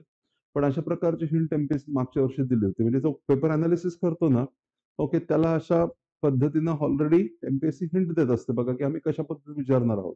फक्त त्या पर्टिक्युलर पॉईंटमध्ये डीप डीप डीप जायचं असं एवढं लक्षात घ्या. मागच्या मागच्या वर्षीच्या पेपरमध्ये काय विचारलं होतं तर मुघल काळामध्ये किंवा मध्ययुगीन काळामध्ये ओके त्यांनी कर व्यवस्था ओके याच्याबद्दल प्रश्न विचारला होता की नाही, महसूल व्यवस्थेवर प्रश्न विचारले होते. याचा अर्थ महसूल व्यवस्था पॉलिटी ऍडमिनिस्ट्रेशन. आता ते राजांबद्दल प्रश्न, आता अजून एक पॉईंट आपल्या लक्षात येतो की मुघलांच्या संदर्भामध्ये राजांचं योगदान याच्यावर खूप प्रश्न तसे विचारत नाहीयेत. पण मग त्या काळामध्ये शासकीय प्रशासकीय व्यवस्था कशी होती त्या व्यवस्थेवर प्रश्न विचारले जात आहेत. आणि म्हणून मागच्या वर्षी महसूल व्यवस्थेवर होता त्यावेळेस कायदा सुव्यवस्थेवर प्रश्न आपल्याला विचारला दिसून येतो. आणि म्हणून मुघल काळामध्ये कशा प्रकारची कायदा सुव्यवस्था होती असा प्रश्न आपल्याला इथं दिसतो. तर हद्द, ताझीर आणि किसास अशा प्रकारचे कायदे इस्लामिक ज्युरिस्प्रुडन्समध्ये वर्णन करण्यात आलेले आहेत आणि त्याच्यानुसार मग त्या प्रकारचे गुन्हे आणि त्या गुन्ह्यांना कोणत्या प्रकारची शिक्षा दिली पाहिजे असं वर्णन त्या ठिकाणी करण्यात आलेलं आहे. त्याच्यामध्ये हद्द ओके यासाठी ओके मृत्यूदंड, हातपाय तोडणे अशा प्रकारची शिक्षा दिलेली आहे. नंतर ताझीर ओके याच्यामध्ये ताकीद, समज किंवा हद्दपार ओके अशा प्रकारच्या शिक्षा देण्यात आलेल्या आहेत. किस्सा त्याचा अर्थ टिट फॉर टॅट, जशास तसं आपण ज्याला म्हणतो तशा प्रकारची शिक्षा ही अशा प्रकारच्या योग्य गुन्ह्यामध्ये केली जाते आणि तशाहीर त्यासाठी मानहानी किंवा दंड काढणे असं वर्णन करण्यात आलेलं आहे. म्हणून साहजिकच 3, 4 ते 4, 3, 1, 2 हे या प्रश्नाचं उत्तर आहे. लक्षात घ्या, पर्याय क्रमांक 3 या प्रश्नाचं उत्तर आहे. ओके. त्यानंतर पुढचा ओके प्रश्न आहे. हा सुद्धा प्रश्न ओके काय म्हणू आपण त्याला की गेस वर्क वर न्यावा लागतो. सहसा कोणाला असायची माहिती असायची कल्पना नाहीये, पण माहिती जरी असेल तरी क्वेश्चन सुद्धा त्यांनी थोडेसे काय म्हणू आपण त्याला की असं फिरवून किंवा एकदम क्लोज अशा प्रकारचे ऑप्शन्स टाकले. त्याच्यामुळे इथं चुकायची शक्यता खूप जास्त आहे. थोडंसं लक बाय चान्स अशा प्रकारे आला तर आला, अदरवाईज ओके तर थोडंसं अवघडच वाटतंय. बॅरिस्टर चित्तरंजन दासने 1917 मध्ये ओके केलेल्या 4 प्रसिद्ध भाषणांना एकत्र करून कोणते पुस्तक प्रसिद्ध करण्यात आले होते? हा कोर फॅक्च्युअल प्रश्न आहे. इंडिया फॉर इंडियन्स हे त्याचं उत्तर आहे. पण जसं मी तुम्हाला सांगितलं ओके इंडियन्स फॉर इंडिया असंही केलेलं आहे. इंडियन्स फॉर ओके इंडिया इथं रिपीट झालेलं आहे बघा. इंडियन्स ऑफ इंडिया आणि इंडियन्स फॉर इंडिया आणि इंडिया फॉर इंडियन्स असं सगळं त्यांनी घोळ घालून ठेवलेलं आहे. ओके म्हणजे थोडक्यात एकदम क्लोज अशा प्रकारचे ऑप्शन्स तयार केलेले आहेत. त्याच्यामुळं ओके काही लोकांचा बरोबर येईल, पण बहुतांशांचा चुकतील असं, बहुतांश मुलांचा चुकेल असं मला वाटतं या ठिकाणी. ते नव्हे, पुढचा प्रश्न बघा. हैदराबाद संस्थान विलिनीकरणामध्ये मार्गदर्शक म्हणून भूमिका बजावणारे लेफ्टनंट जनरल कोण होते? तर सुरुवातीला गोडार्ड म्हणून होते आणि नंतर ती जबाबदारी राजेंद्र सिंग यांनी स्वीकारली होती.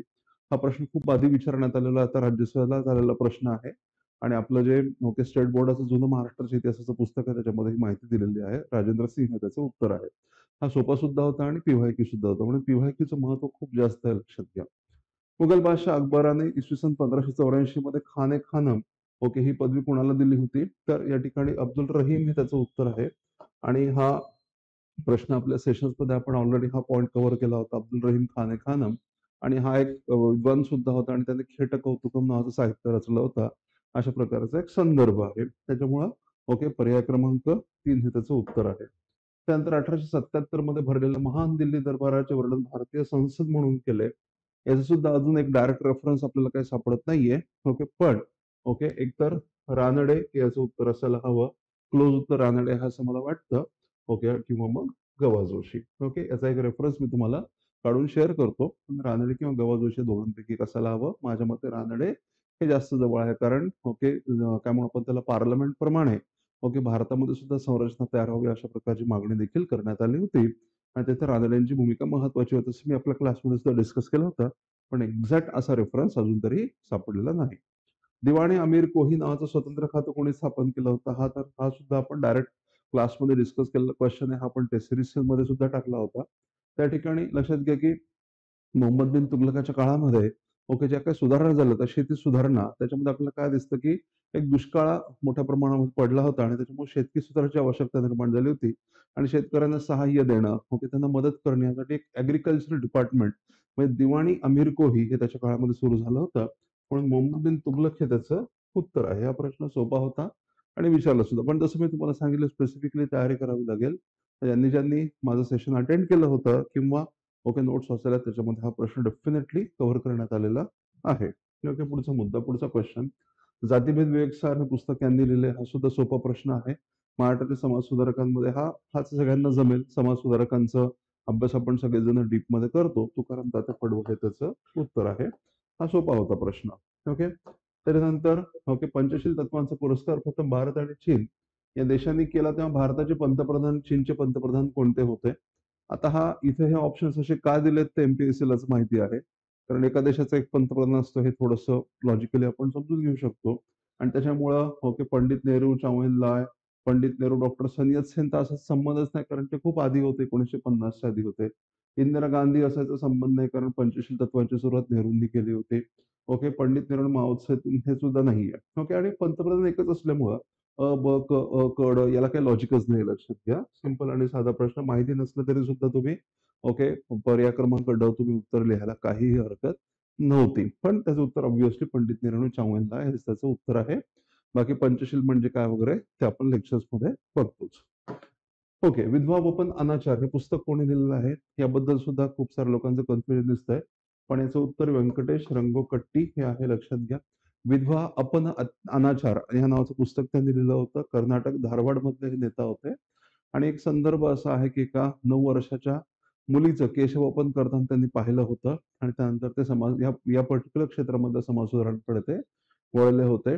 कानडी भाषेमध्ये त्यांनी भरपूर साहित्य रचलं होतं आणि हे साहित्य देखील त्यांनी रचलं होतं. विधवा वपन अनाचार या पुस्तकाची रचना त्यांनी केली होती. व्यंकटेश रंगो कट्टी हे त्याचं उत्तर आहे. ओके. त्यानंतर पुढील राजा आणि त्यांची राजघराणी यांच्या जोड्याजोडा हा प्रश्न एकदम सोपा आहे. ओके.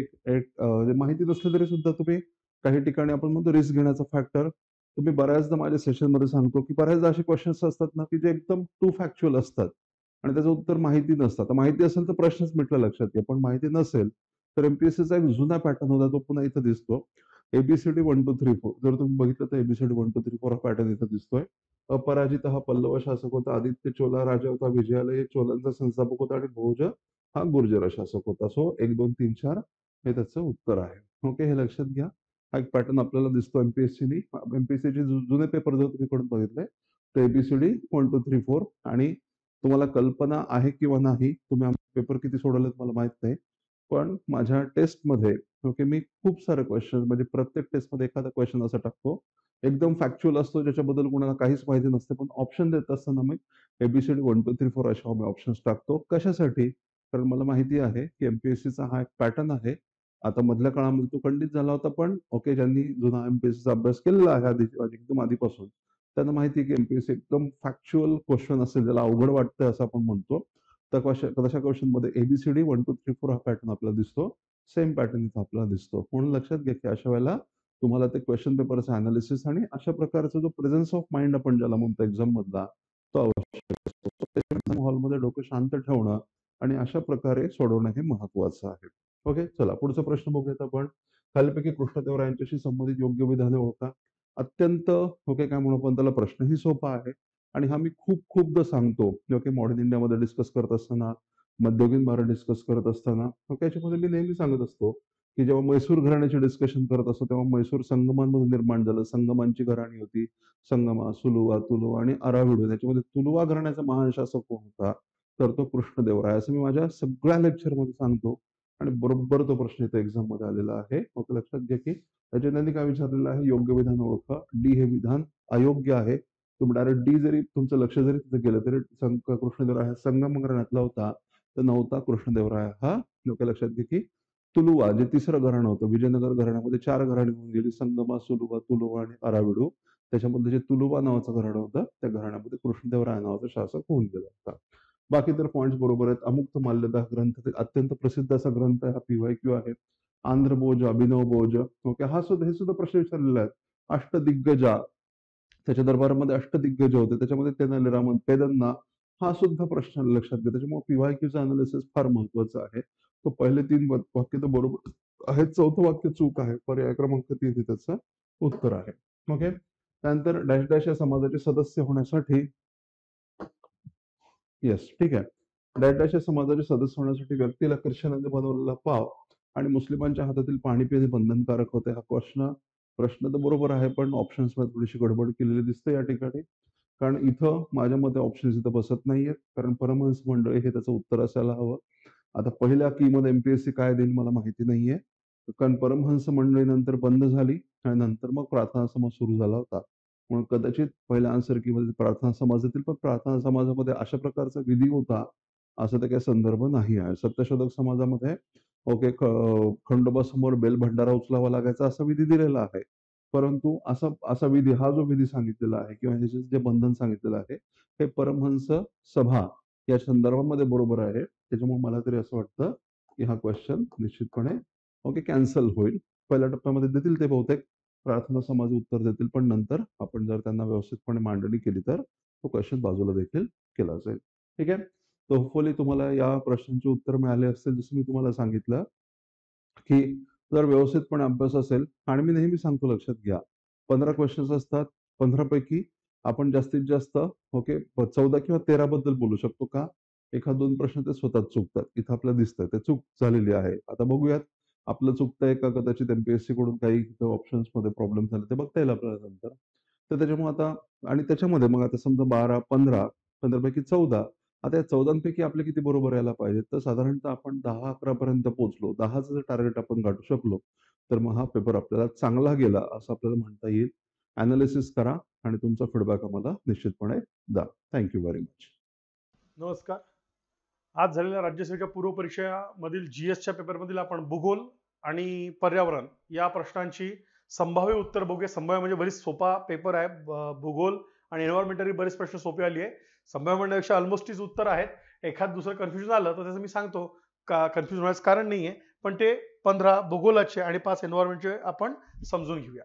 बघा 2011 च्या जनगणनेनुसार कोणत्या केंद्रशासित प्रदेशात अनुसूचित जमाती ज्याला आपण शेड्यूल ट्राईब म्हणतो लोकसंख्येची टक्केवारी सर्वात अधिक आहे, टक्केवारी विचारली याचा आन्सर आहे लक्षद्वीप. जर इथे पर्सेंटेज मध्ये सांगितलं तर लक्षद्वीप मध्ये 94.8% आणि दादरा नगर हवेली कन्फ्युज झालंच तर याची फक्त काय जवळजवळ 52% आहे. चंदीगड आणि दिल्ली इथे ट्रायबल पॉप्युलेशन एक्सिड असण्याचं कारण येतच नाही. सो आन्सर इज लक्षद्वीप, हे लक्षात घ्यायचंय. पुढचं 2011च्या भारतीय जनगणनेनुसार राजस्थान राज्याचा साक्षरता दर सर्वात कमी म्हणजे किती असं त्यांनी विचारलं. तो आहे 66.11. ऍक्च्युअल गव्हर्नमेंटच्या जे काही सेन्ससचं स्टॅटिस्टिक आहे 66.10 आहे, पण 66.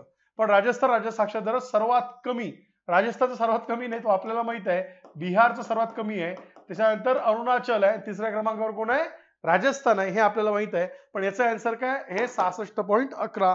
खालीलपैकी कोणते विधान अचूक नाहीत, अचूक नाहीत हे लक्षात घ्यायचं आहे. तर आपल्याला 4 म्हणजे आपल्याला काय शोधायचं आहे किंवा मी अचूक नाही त्याचं इंग्लिश मध्ये तुम्हाला इझी आपल्याला वाचता येईल. So statement is are not correct, not correct असं विचारलंय. म्हणजे नॉट करेक्ट कुठले आहे हे लक्षात घ्या, इंग्लिश मध्ये वाचा, त्याशिवाय समजत नाही. मी इथं लिहून देतो, नॉट करेक्ट विचारलेला आहे. विषुववृत्तापासून दक्षिणेकडे दोन्हीकडे बिटवीन ट्रॉपिकल सायक्लोन्स 30च्या 30 इट्स अ करेक्ट. दुसरं 1500 किलोमीटर किंवा त्यापेक्षा अधिक असू शकतो म्हणतो विस्तार, इट इज नॉट करेक्ट. का, हा टेम्परेटचा असू शकतो याचा नाही. 100 ते 150 मोस्ट ऑफ द राहतो, तो एक्सटेंड झाला तर 500 किलोमीटर पर्यंत एक्सटेंड होतो. So it's a not correct, हे लक्षात घ्यायचं आहे. उष्णकटिबंधीय आवर्ती वाऱ्याचा वेग हे का बरोबर आहे, करेक्ट, करेक्ट आहे. आणि लास्ट उष्णकटिबंधीय आवर्त उत्तर गोलार्धात घड्याळाच्या काट्याच्या दिशेने नाही, उत्तर गोलार्धात घड्याळाच्या काट्याच्या विरुद्ध दिशेने फिरतात. दक्षिण गोलार्धात घड्याळाच्या काट्याच्या दिशेने फिरतात. प्रत्यावर्त उत्तर गोलार्धात घड्याळाच्या काट्याच्या दिशेने आणि दक्षिण गोलार्धात बरोबर आहे अँटी क्लॉकवाईज, हे त्याच्यातलं आहे. सो याचं उत्तर आहे ब आणि ड, हे त्याचं उत्तर असलं पाहिजे, हे लक्षात घेऊया. त्यानंतर नेक्स्ट आहे, कोणत्या नद्या सिंधू नदीच्या उपनद्या आहे, कोसी गंगेची, घागरा गंगा खोडला आम्ही, सतलज बियास करेक्ट आहे, काबूल हे बरोबर आहे. मग हे झेलम बरोबर, हे कोण आहे, काबूल ही पण अफगाणिस्तान मधली आहे, स्वात काबूलची उपनदी आहे. सो क आणि ड याचा आन्सर पाहिजे 2, क आणि ड, हे पण एक लक्षात घ्या. त्यानंतर पुढचं सोपं सोपं दिलेलं आहे, घटक राज्य आणि ते लिंग गुणोत्तर तुम्हाला सर्वांना माहिती, सर्वात अधिक केरळ असणार आहे 1084, त्यानंतर पुदुच्चेरी 1037, त्यानंतर असणार आहे तुमचं आंध्र प्रदेश आणि मग तामिळनाडू. सो याचं आन्सर जर त्यात गेलो तर 4थ्या क्रमांकाचा आन्सर अशा अनुसार होतात. सोपा प्रश्न होता, पेपर सोपा होता, फॅक्च्युअली होता, पण त्या स्वरूपाचा हा प्रश्न होतो. आता भारतीय द्वीपकल्पाच्या सीमेवर, हा थोडासा तुम्हाला ट्रिकी वाटू शकतो, बंगालचा उपसागर आणि अरबी समुद्र याच्या संदर्भातला प्रश्न विचारलाय. इथं जे स्ट्रॉम्स क्रिएट होतात, हे स्ट्रॉम्स कशामुळे क्रिएट होतात हे लक्षात घ्यायचंय. आपल्या सर्वांना माहित आहे बे ऑफ बेंगॉलचं तापमान कमी आहे, हे लक्षात घ्यायचं आहे. त्याच्यानंतर अरबी समुद्राचं तापमान थोडंसं अधिक असतं, सॉरी तापमान अधिक आहे, तापमान अधिक असल्यामुळं इथं लो प्रेशर क्रिएट होतं. याचं तापमान तुलनेने कमी आहे, इथनं ड्राय एअर कोरडी हवा वाहत राहते, ती कोरडी हवा इथं येते, म्हणजेच हा केंद्रभागी तापमान जास्त असल्यामुळं इथं अभिसरण क्रिएट होते. अभिसरण म्हणजे कन्व्हेक्शनल, जी तुमची बाष्पयुक्त हवा आहे ती वर सरकते, त्याच्यानंतर याच्या भोवती कोरडी हवा जी जड आहे ती तयार होते आणि याच्यामुळे इथं सभोवताली हाय प्रेशर क्रिएट होते, म्हणून इथं स्ट्रॉम्स क्रिएट होतात. याचा तापमान वाढून हवेचा दाब कमी झाल्याने, हे त्याला योग्य रिझन आहे, हे लक्षात घ्यायचं आहे. मेनली बे ऑफ बेंगॉलचं असणारं तापमान. आणि तापमानामुळे तापमान वाढलं तर हवेचा दाब काय होतो, कमी होतो. आणि मग तिथं इकडल्याही याच्यातली कोरडी हवा जी जड असते जास्त दाबाकडून कमी दाबाकडे अरबी समुद्राकडून त्या बाउंड्रीला हवा आकर्षित होते आणि तिथं जे स्टॉर्म्स क्रिएट होतात. हा त्याचा उत्तर लक्षात ठेवा. नंतर कळसुबाई, अरे बापरे भयानक प्रश्न आहे. लक्षात घ्या, कुठलं पर्वत शिखर कोणत्या पर्वत रांगेत आहे, पर्वत शिखर कुठल्या पर्वत रांगेत आहे, तर इट्स अ सह्याद्री. बरोबर आहे, बालाघाट, सातपुडा, शंभू महादेव सोडून. चला नेक्स्ट. योग्य जोड्या. प्रशांत महासागर, इट्स अ रिपीट. हा क्वेश्चन पळून गेलेला आहे राज्यसेवा प्री मध्ये. रिपीट क्वेश्चन आहे. आपल्या सर्वांना माहिती आहे हिंदी महासागरातली आम्ही जर घेतली जावा करता, सुमात्रा जावा बेटाजवळ आपल्या दक्षिणेकडे, तर सी ला 1 असं जायचं. सी ला एकमेव पर्याय. मग याच्या अनुसार जर आम्ही गेलो, प्रशांत महासागर मरियाना सर्वांना माहित आहे, अटलांटिक महासागर पुर्टो रिको आणि आर्टिक महासागर युरेशिया. हे लक्षात घ्यायचं आहे. हे त्याचं सिंपल आन्सर्स आहे. कर्कवृत्त भारतात कुठल्या राज्यातून जाते? चांगला सरकार म्हणजे एमपीएससी ला वाटलं पोरांनी मेन्सला आल्या, तुम्ही मला प्री सोपी करून दिली, तुम्ही मेन्सला या डिस्क्रिप्टिव्हला असं असेल कदाचित. लक्षात घ्या, महाराष्ट्र, बिहार, महाराष्ट्र हे काही कामाचं नाही. सो लक्षात घ्या, दिस is the answer. Gujarat, Madhya Pradesh, Tripura असे आन्सर्स आहे. मग बघा, जीवावर राखीव क्षेत्रफळ, जुना प्रश्न, रिपीट प्रश्न आहे. हे पण प्रश्न आयोगाने तसेच विचारलेले आहे, पण याचे फॅक्च्युअल डेटाच्या अनुसार आपण जर गेलं तर याचंही उत्तर आपण बघू शकतो. निलगिरी हा सर्वात आधी झालेला आहे, त्यातल्या त्यात 1986. मी युनेस्को रिकॉग्नाइज नाही म्हणत आहे, हे कुठले रिकॉग्नाइज आहे, भारताने आखलेले आहे. लक्षात घ्या. त्यानंतर सुंदरबन हा तुमचा 89चा आहे, कच्छ 2008चा आहे आणि पन्ना 2011चा आहे. याच्यानुसार ही 2 नंबरची जोडी तुमची तिथे तयार होते. त्यानंतर हे तुमचे संगम स्थळ तुळापूर, श्री आपल्या छत्रपती संभाजी महाराजांची समाधी आहे, ते आम्हालाही माहिती आहे. तुळापूर म्हटल्यानंतर कुठले, भीमा इंद्रायणी.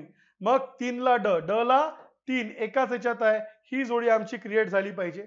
किंवा सगळ्यांना माहिती आहे, त्यातल्या आपण वाचलं असते, माऊली, कृष्णा वेण्णा, क ला 4, बरोबर ना, क ला 4 ती पण इथंच लागते. सो हे त्याचं उत्तर आहे. आणि मग प्रकाश आहे, तापी गोमती, मुदावट, तापी, पांजरा, हा पण पॉइंट लक्षात घ्यायचा आहे. जून ते सप्टेंबर या काळात महाराष्ट्रात मोसमी वारे नैऋत्य दिशेकडनं येतात, हे पण लक्षात घ्या. सोपं आणि सोपं आहे म्हणून फास्ट सांगतो, याची उत्तर सगळ्यांना काही सांगायची गरज नाही, तुम्हालाच माहित आहे, म्हणून थोडंसं इझी आणि फास्ट सांगतोय. 29 विधानचा विचार. तपांबराचे तापमान सामान्य वाढत्या उंची बरोबर कमी होते. आपल्याला माहित आहे 160 मीटरला खाली खाली जाते. तपांबरे सूर्याकडून लघु तरंगाच्या स्वरूपात येणाऱ्या सौर शक्तीमुळे नाही, तर पृथ्वीने केलेल्या लंब दीर्घ लहरींच्या द्वारे काय होते, वहनाने तापते. दोन्ही विधान बरोबर आहे आणि दुसरे विधान पहिल्या विधानाचे योग्य स्पष्टीकरण आहे. लास्ट बट नॉट लिस्ट, कोणत्या खडकाचा प्रकार रासायनिक निर्माण जलजन्य.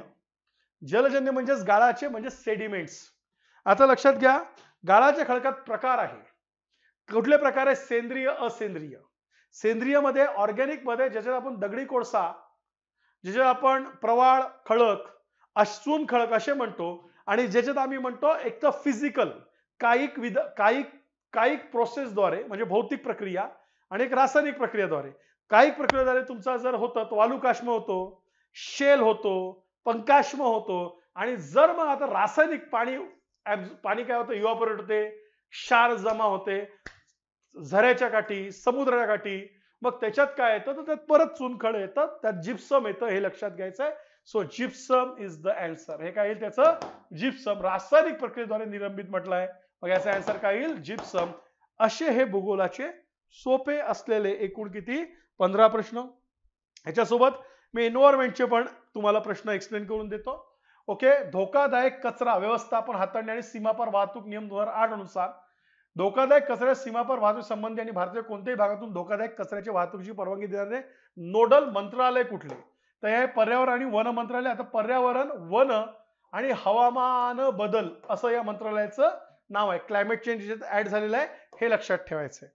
त्याच्यानंतर प्रदूषके दिले आणि प्रदूषकाचा परिणाम काय होते, मला माहित नाही तुम्हाला यातलं किती होतं, पण यातलं एकदम हिंट आहे. नायट्रोजन ऑक्साईड, आम्ल पर्जन्य, म्हणजे डी ला 2 हे माझं म्हणणं आहे की त्याची हिंट होती. आणि ज्यांना माहित आहे तिथून पाण्यातील फॉस्फरिक खते म्हणजेच काय होतं, युट्रोफिकेशन तयार होतं. त्यानंतर हवेतील मिथेन, जगातील तापमान, मिथेन काय करतो तुम्हाला माहित आहे, तो तुमचा ग्रीन हाऊस गॅस आहे, तापमान वाढवणार आहे आणि पाण्यातील जे काही असेल कृत्रिम अपचार पाण्याची युरिक रचना खराब करते. सो सेकंड इज आन्सर, हे लक्षात ठेवायचं आहे. भारतातील सरपटणारे प्राणी, उभयचर प्राणी अत्यंत धोका असलेल्या प्रजाती खालीलपैकी कुठल्या आहे? सो घडियाळ पाण्यातल्या याच्यातली ती आहे. ओके, लक्षात घ्या. फोर डोर रिव्हर टॉर्फी नाही आहे, बेंगॉल लेदर बॅक कासव नाही आहे, ही एंडेंजर्ड नाही आहे. क्रिटिकली एंडेंजर्ड विचारले, हे धोकादायक मध्ये फक्त काय धोकादायक, डेंजर्ड. हे क्रिटिकली एंडेंजर्ड मध्ये लेदर बॅक कासव येत नाही, हा पण एक लक्षात घ्यायचा. जीवशास्त्राने जैविक धोका निर्माण करणाऱ्या घटकांवर पुढील कोणता संक्षिप्त प्रयोग केला? It's hippo. त्याचा एक शॉर्ट फॉर्म तुम्ही वाचला असेल, हिपोचा हॅबिटट, बरोबर ना. त्यानंतर इन्व्हेन्सेज, नंतर पोल्युशन, पॉप्युलेशन आणि त्याचं असणारं ओव्हर एक्स्ट्रा एक्सप्लोशन, असं त्याचं हिप्पो असं होतं, म्हणून तो शब्द तिथं वापरला जातो. हा पण पॉइंट लक्षात घ्या. लास्ट बट नॉट लिस्ट, पुनर्निर्मितीकरण, ज्याला तुम्ही काय म्हणता रिन्युएबलचं एक्झाम्पल. सो बहु औष्णिक ऊर्जा. So that is our answer, हे सुद्धा लक्षात घ्यायचं आहे. सो अशा प्रकारे भूगोलाचे 15 आणि पर्यावरणाचे 5 सोपे होते एकंदर. अजून पूर्ण पेपर माहित नाही कसा आहे काय, पण हे लक्षात घ्यायचं आहे. हे भूगोल तरी सोपं होतं. अशा प्रकारे त्याचे 15 प्रश्न आहेत आणि पर्यावरणाचे 5. तुम्हा सर्वांचं भगीरथच्या या ऑनलाईन प्लॅटफॉर्मवर मनपूर्वक स्वागत आहे. विद्यार्थी मित्रांनो, आज राज्यसेवेचा पेपर झालेला आहे आणि या पेपरमध्ये जो चालू घडामोडीचा सेक्शन होता त्या संदर्भात आज आपण या ठिकाणी संभाव्य उत्तरे बघणार आहोत की कोणते उत्तर असू शकतं. बरोबर.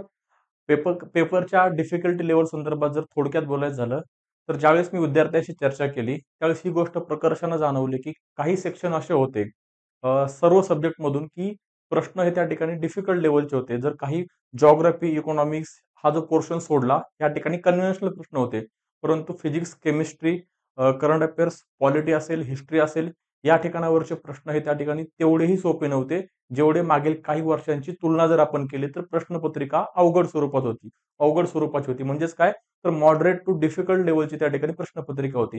यावरून त्या ठिकाणी एक गोष्टीचा अंदाज आपण बांधू शकतो की जो कट ऑफ आहे हा कट ऑफ नेहमी नक्कीच त्या ठिकाणी कमी येऊ शकतो. ओके, आता हा कट ऑफचं प्रिडिक्शन किंवा अंदाज आपण नंतर त्या संदर्भात सविस्तरपणे बोलूया. आजच्या या सेशनमध्ये आपण प्रामुख्याने जो चालू घडामोडीचा सेक्शन होता त्याबद्दल त्या ठिकाणी संभाव्य उत्तर कोणते असू शकतात या संदर्भात त्या ठिकाणी चर्चा करणार आहोत. आता बघा, पहिला प्रश्न आहे खालील पैकी योग्य विधाने ओळखा. ओके, 3 विधाने आहेत. पहिलं आहे 2025-26च्या केंद्रीय अर्थसंकल्पातील प्रमुख आकर्षण म्हणजे अणुऊर्जा अभियानाची सुरुवात, जे लघु मॉड्युलर अणुभट्ट्यांच्या संशोधन आणि विकासावर केंद्रित आहे. ओके, हे स्टेटमेंट त्या ठिकाणी सरळ सरळ आपल्याला दिसते. हे स्टेटमेंट बरोबर आहे. ओके, हे स्टेटमेंट बरोबर आहे. त्यानंतर अणुऊर्जा अभियानाच्या अंमलबजावणीला चालना देण्यासाठी अणुऊर्जा कायदा आणि आण्विक नुकसानीसाठी नागरी दायित्व कायद्यातील सुधारणा संसदेत मांडल्या जातील. बरोबर, हे सुद्धा बरोबर आहे. आणि तिसरं जे स्टेटमेंट आहे, या सुधारणेमुळे अणुऊर्जा प्रकल्पामध्ये परकीय क्षेत्रातील गुंतवणुकीला प्रोत्साहन मिळेल अशी अपेक्षा आहे. आता थोडंसं त्या ठिकाणी हे कॉन्ट्राडिक्शन ठरू शकते की परकीय क्षेत्रातील गुंतवणुकीला खरंच चालना मिळणार आहे का या संदर्भात. परंतु जर आपण ब्रॉड पर्स्पेक्टिव्हने जर विचार केला तर हे स्टेटमेंट सुद्धा त्या ठिकाणी बरोबर असं कन्सिडर करूया. आयोगाच्या आन्सर कीची आपण नक्कीच वाट बघूया. तो तिन्ही पर्याय त्या ठिकाणी बरोबर असतील. ऑप्शन क्रमांक 4 याचं उत्तर आहे. वरीलपैकी सर्व हे संभाव्य उत्तर आहेत. चला पुढे बघा. आता खालीलपैकी कोणते विधान खालीलपैकी योग्य विधाने ओळखा. बरोबर ह्या ठिकाणी आपल्याला ओळखायचे आहेत. ऑगस्ट 2024 मध्ये INS विक्रांत अधिकृतपणे भारताच्या नौदलाच्या पश्चिम नौदल कमांड मध्ये सामील झाले. आता या ठिकाणी जी डेट आहे ऑगस्ट 2024 ही त्या ठिकाणी सप्टेंबर 2024 त्या ठिकाणी दिलेली आहे, लक्षात ठेवा. सो हे स्टेटमेंट त्या ठिकाणी चुकीचं आहे, फॉल्स स्टेटमेंट आहे. बरोबर. पुढे बघा, INS विक्रांत ही भारतीय नौदलात सेवेत असलेली एक विमानवाहू नौका आहे. तमिळनाडूमध्ये बांधलेली ही अशा प्रकारचे पहिले जहाज आहे, लक्षात ठेवा. त्या ठिकाणी तमिळनाडूच्या ऐवजी त्या ठिकाणी केरला जे आहे, बरोबर, केरळ ह्या ठिकाणी असलं पाहिजे. त्यामुळे हे पण स्टेटमेंट त्या ठिकाणी चुकीचं आहे, फॉल्स. बरोबर का. या ठिकाणी वरीलपैकी एकही नाही असं याचं उत्तर असणार आहे. पुढे बघा, भारताचे मुख्य न्यायाधीश भूषण गवई यांच्याबाबत काय खरे नाही, म्हणजे या ठिकाणी चुकीचं काय आहे असं विचारलेलं आहे. यामध्ये बघा, त्यांचा जन्म 24 नोव्हेंबर 1960 रोजी झाला. आता थोडंसं त्या ठिकाणी जन्मतारखेबद्दल जर आता एक्झाम हॉलमध्ये कसा विचार करायचा, तुम्ही त्या ठिकाणी जन्मतारीख पाठ करून जाऊ शकत नाहीत. थोडंसं एज बघा, 1960 पासून पुढे कन्सिडर करा. आता नुकतेच त्या ठिकाणी ते रिटायर झालेले आहेत. तर 1960 पासून पुढे जर तुम्ही कन्सिडर केलं तर 65 वर्ष होत आहेत. काय होत आहेत? तर 65 वर्ष पूर्ण होत आहेत. म्हणजे काय, 60 पासून 100 पर्यंत 40 वर्ष आणि हे 25 वर्ष, 65 वर्ष. ते आता नुकतेच रिटायर झालेले आहेत. तर सर्वोच्च न्यायालयाच्या न्यायाधीशाचं आपण वय गेस करू शकतो. त्यामुळे हे स्टेटमेंट सुद्धा बरोबर आहे. बरोबर. त्यांनी संविधानिक कायदा व प्रशासकीय कायदा या दोन्ही मध्ये त्या ठिकाणी प्रॅक्टिस केली आहे, हे सुद्धा बरोबर आहे.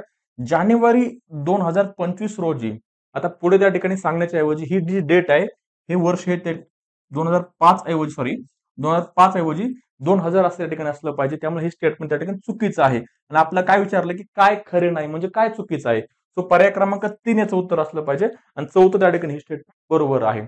ओके. पुढे बघा, खालीलपैकी कोणते विधान बरोबर आहे. ओके. 6व्या राष्ट्रीय जल पुरस्कारांकरिता आवेदन पत्रे 15 नोव्हेंबर 2024 रोजी मागवण्यात आली. ही डेट चुकीची आहे. डिसेंबर महिन्यात त्या ठिकाणी इथं असला पाहिजे. डिसेंबर जर आपण सर्च केलं गुगलवर तर डिसेंबर दाखवतो. त्यामुळे ही डेट चुकीची आहे. हे स्टेटमेंट चुकीचं जर बघितलं आपण तर फक्त ब आणि क ह्या ठिकाणी राहून जाते. परंतु जर आपण बारकाईने बघितलं ह्या ठिकाणी जे तिसऱ्या क्रमांकात स्टेटमेंट आहे, जलशक्ती मंत्रालयाद्वारे राष्ट्रीय जल पुरस्कार 2016 वर्षापासून देण्यात येतात. या ठिकाणी हे वर्ष जे आहे, हे वर्ष सुद्धा चुकलेलं आहे. या ठिकाणी 2018 असं असायला हवं. लक्षात ठेवा. काय, तर 2018 असं असायला हवं. त्यामुळे जर आपण बघितलं तर फक्त ब हे स्टेटमेंट बरोबर आहे. परंतु पर्यायामध्ये फक्त ब असा ऑप्शन आपल्याला दिसत नाही. म्हणजेच काय, तर जर हे असे देर आर हाय चान्सेस की हा प्रश्न त्या ठिकाणी बाद केला जाऊ शकतो. ओके. इथं 18 इथं त्या ठिकाणी ही डेट सुद्धा चुकीची आहे. फक्त ब असं उत्तर याचं असायला हवं, परंतु ते ऑप्शन मध्ये दिसत नाही. पुढे बघा, जागतिक शांतता निर्देशांक 2024 नुसार खालील राष्ट्रांची रँकिंग चढत्या क्रमाने आपल्याला लावायची आहे. कोणता, तर जागतिक शांतता निर्देशांक. जर आपण बारकाईने बघितलं तर आईसलँड 1 नंबरला आहे. बरोबर. आयर्लंड 2 नंबरला आहे. ऑस्ट्रिया 3 नंबरला आहे आणि न्यूझीलंड 4 नंबरला आहे. ओके. म्हणजे या ठिकाणी काय असलं पाहिजे, क 1 नंबर, त्यानंतर अ 2 नंबर, ब आणि ड. ओके. सो क अ ब ड, क अ ब ड ऑप्शन क्रमांक 2 याचं उत्तर आहे. ओके. पुढे बघा, मुकेश डी हे देशातील सर्वात उत्कृष्ट बुद्धिबळपटूंपैकी एक आहेत. त्यांची कामगिरी अशी आहे. खाली काय स्टेटमेंट दिलेले आहेत. तर पहिलं बघा, 2024 मध्ये सिंगापूर येथे झालेल्या फिडे जागतिक बुद्धिबळ स्पर्धेत त्यांनी सुवर्णपदक जिंकलेले आहे. हे बरोबर आहे, आपल्या सर्वांना माहित आहे. ओके. बघा, 2024 मध्ये सिंगापूर येथे झालेल्या, आता ह्या ठिकाणी जी सिंगापूर आहे त्या ठिकाणी बुडापेस्ट असलं पाहिजे. लक्षात ठेवा, बुडापेस्ट. ओके. सो हे जे आहे हे सुद्धा त्या ठिकाणी काय, तर स्टेटमेंट चुकलेलं आहे. ब जर कट झालं तर ब फक्त ऑप्शन क्रमांक 3 अ आणि क याचं त्या ठिकाणी उत्तर असलं पाहिजे. हे स्टेटमेंट बरोबर आहे. ओके. पुढे बघा, आता योग्य विधाने ओळखा. यामध्ये काय विचारलेलं आहे, भारतामध्ये 22 जानेवारी राष्ट्रीय बालिका दिन म्हणून साजरा केला जातो. या ठिकाणी 22 जानेवारी ही जी डेट दिली ही डेट चुकीची आहे. 24 जानेवारी हा जो दिवस आहे भारतामध्ये राष्ट्रीय बालिका दिन म्हणून साजरा केला जातो. त्यामुळे अ जर त्या ठिकाणी चुकीचं असेल, हे कट झालं. फक्त ब आणि क या ठिकाणी उरलेलं आहे. बाकी दोन स्टेटमेंट जे आहेत ते बरोबर आहेत. राष्ट्रीय बालिका दिन हा 2008 पासून बालिकेच्या अधिकार जागृतीसाठी साजरा केला जातो. हे सुद्धा बरोबर आहे. आणि बेटी बचाव बेटी पढाओ योजना 2015 पासून सुरू करण्यात आलेली आहे. खालचे दोन्ही स्टेटमेंट बरोबर आहेत. ओके. पुढे बघा, आता आपल्याला जोड्या लावायच्या त्या ठिकाणी. बघा, सगळ्यात अगोदर त्या ठिकाणी आपल्याला माहित पाहिजे भारतामध्ये ब्रिक्स परिषद कधी भरली होती, तर 13वी ब्रिक्स परिषद त्या ठिकाणी भारतामध्ये झाली होती. शिखर परिषद ही नवी दिल्ली या ठिकाणी असलं पाहिजे. म्हणजे ड चं काय आहे, तर पहिलं ड चं पहिलं ह्या ठिकाणी बघा, ह्या दोन ठिकाणी ड चं जे आहेत ऑप्शन क्रमांक 1 आहेत. म्हणजे वरचे दोन्ही स्टेटमेंट त्या ठिकाणी चुकीचे आहेत.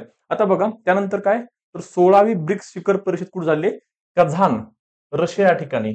कझान रशिया या ठिकाणी 16वी ब्रिक्स शिखर परिषद झालेली आहे.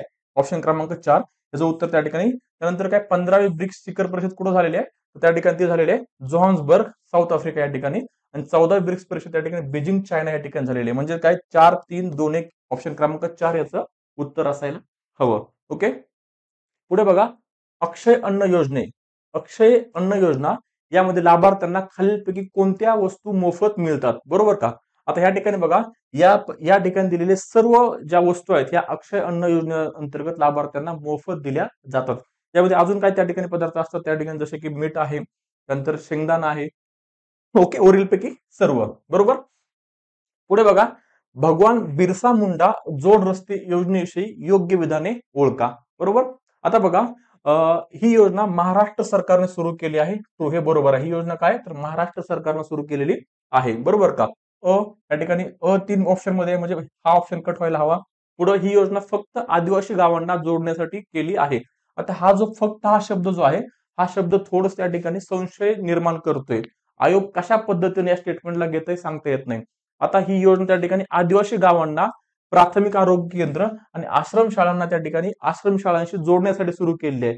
जर फक्त हा स्टेटमेंट दोन्ही अँगलनं हे स्टेटमेंट बरोबरही असू शकतं किंवा चुकीचं असू शकतं. सध्या आपण त्या ठिकाणी ह्याला योग्य त्या ठिकाणी कन्सिडर करूया. ओके. आणि या योजनेद्वारे आदिवासी भागांना प्राथमिक आरोग्य केंद्र आणि आश्रमशाळांशी मुख्य रस्त्याने जोडण्यासाठी बनवले हे स्टेटमेंट बरोबर आहे. 3. चौथं स्टेटमेंट थोडं महत्वाचं आहे जेणेकरून आपण उत्तरापर्यंत पोहोचू शकतो. ही योजना महाराष्ट्र सरकारने जानेवारी 2025 मध्ये बंद केलेली आहे. असं कुठेही त्या ठिकाणी तुम्हाला पाहायला मिळत नाही महाराष्ट्र सरकारने योजना बंद केलेली म्हणून. त्यामुळे त्या ठिकाणी अ ब क असं याचं उत्तर असलं पाहिजे. पुढे बघा, मालदीवमध्ये एप्रिल 2024 मध्ये झालेल्या सार्वत्रिक निवडणुकांमध्ये कोणत्या राजकीय पक्षाचा विजय झाला? तर या ठिकाणी पीपल्स नॅशनल काँग्रेस असं याचं उत्तर असायला हवं. पुढे बघा, हे राहिलं. सिंधू जल करार 1960 नुसार भारत डॅश डॅश नद्यांचे पाणी वापरू शकतो. आज जर प्रश्नपत्रिका जर तुम्ही बघितले तर 2 प्रश्न तुम्हाला सिंधू नदी संदर्भात आलेले पाहायला मिळतात. एक हा करार जो 1960चा यामध्ये विचारले की भारत कोणत्या नद्यांचं पाणी वापरू शकतो, आणि दुसऱ्या ठिकाणी प्रश्न विचारलेला त्या ठिकाणी विचारले की सिंधू नदीच्या उपनद्या कोणत्या आहेत. म्हणजे जो आता पहलगामचा हल्ला झाला, पहलगामच्या हल्ल्याच्या नंतर भारतानं जो सिंधू नदी करार जो त्या ठिकाणी मोडीत काढला, त्या आधारावर त्या ठिकाणी प्रश्न आलेले आपल्याला पाहायला मिळतात. मी तुम्हाला वारंवार लेक्चरमध्ये सांगितलं होतं की पूर्व परीक्षेला सुद्धा आणि मुख्य परीक्षेला सुद्धा यावर प्रश्न विचारले जाऊ शकतात.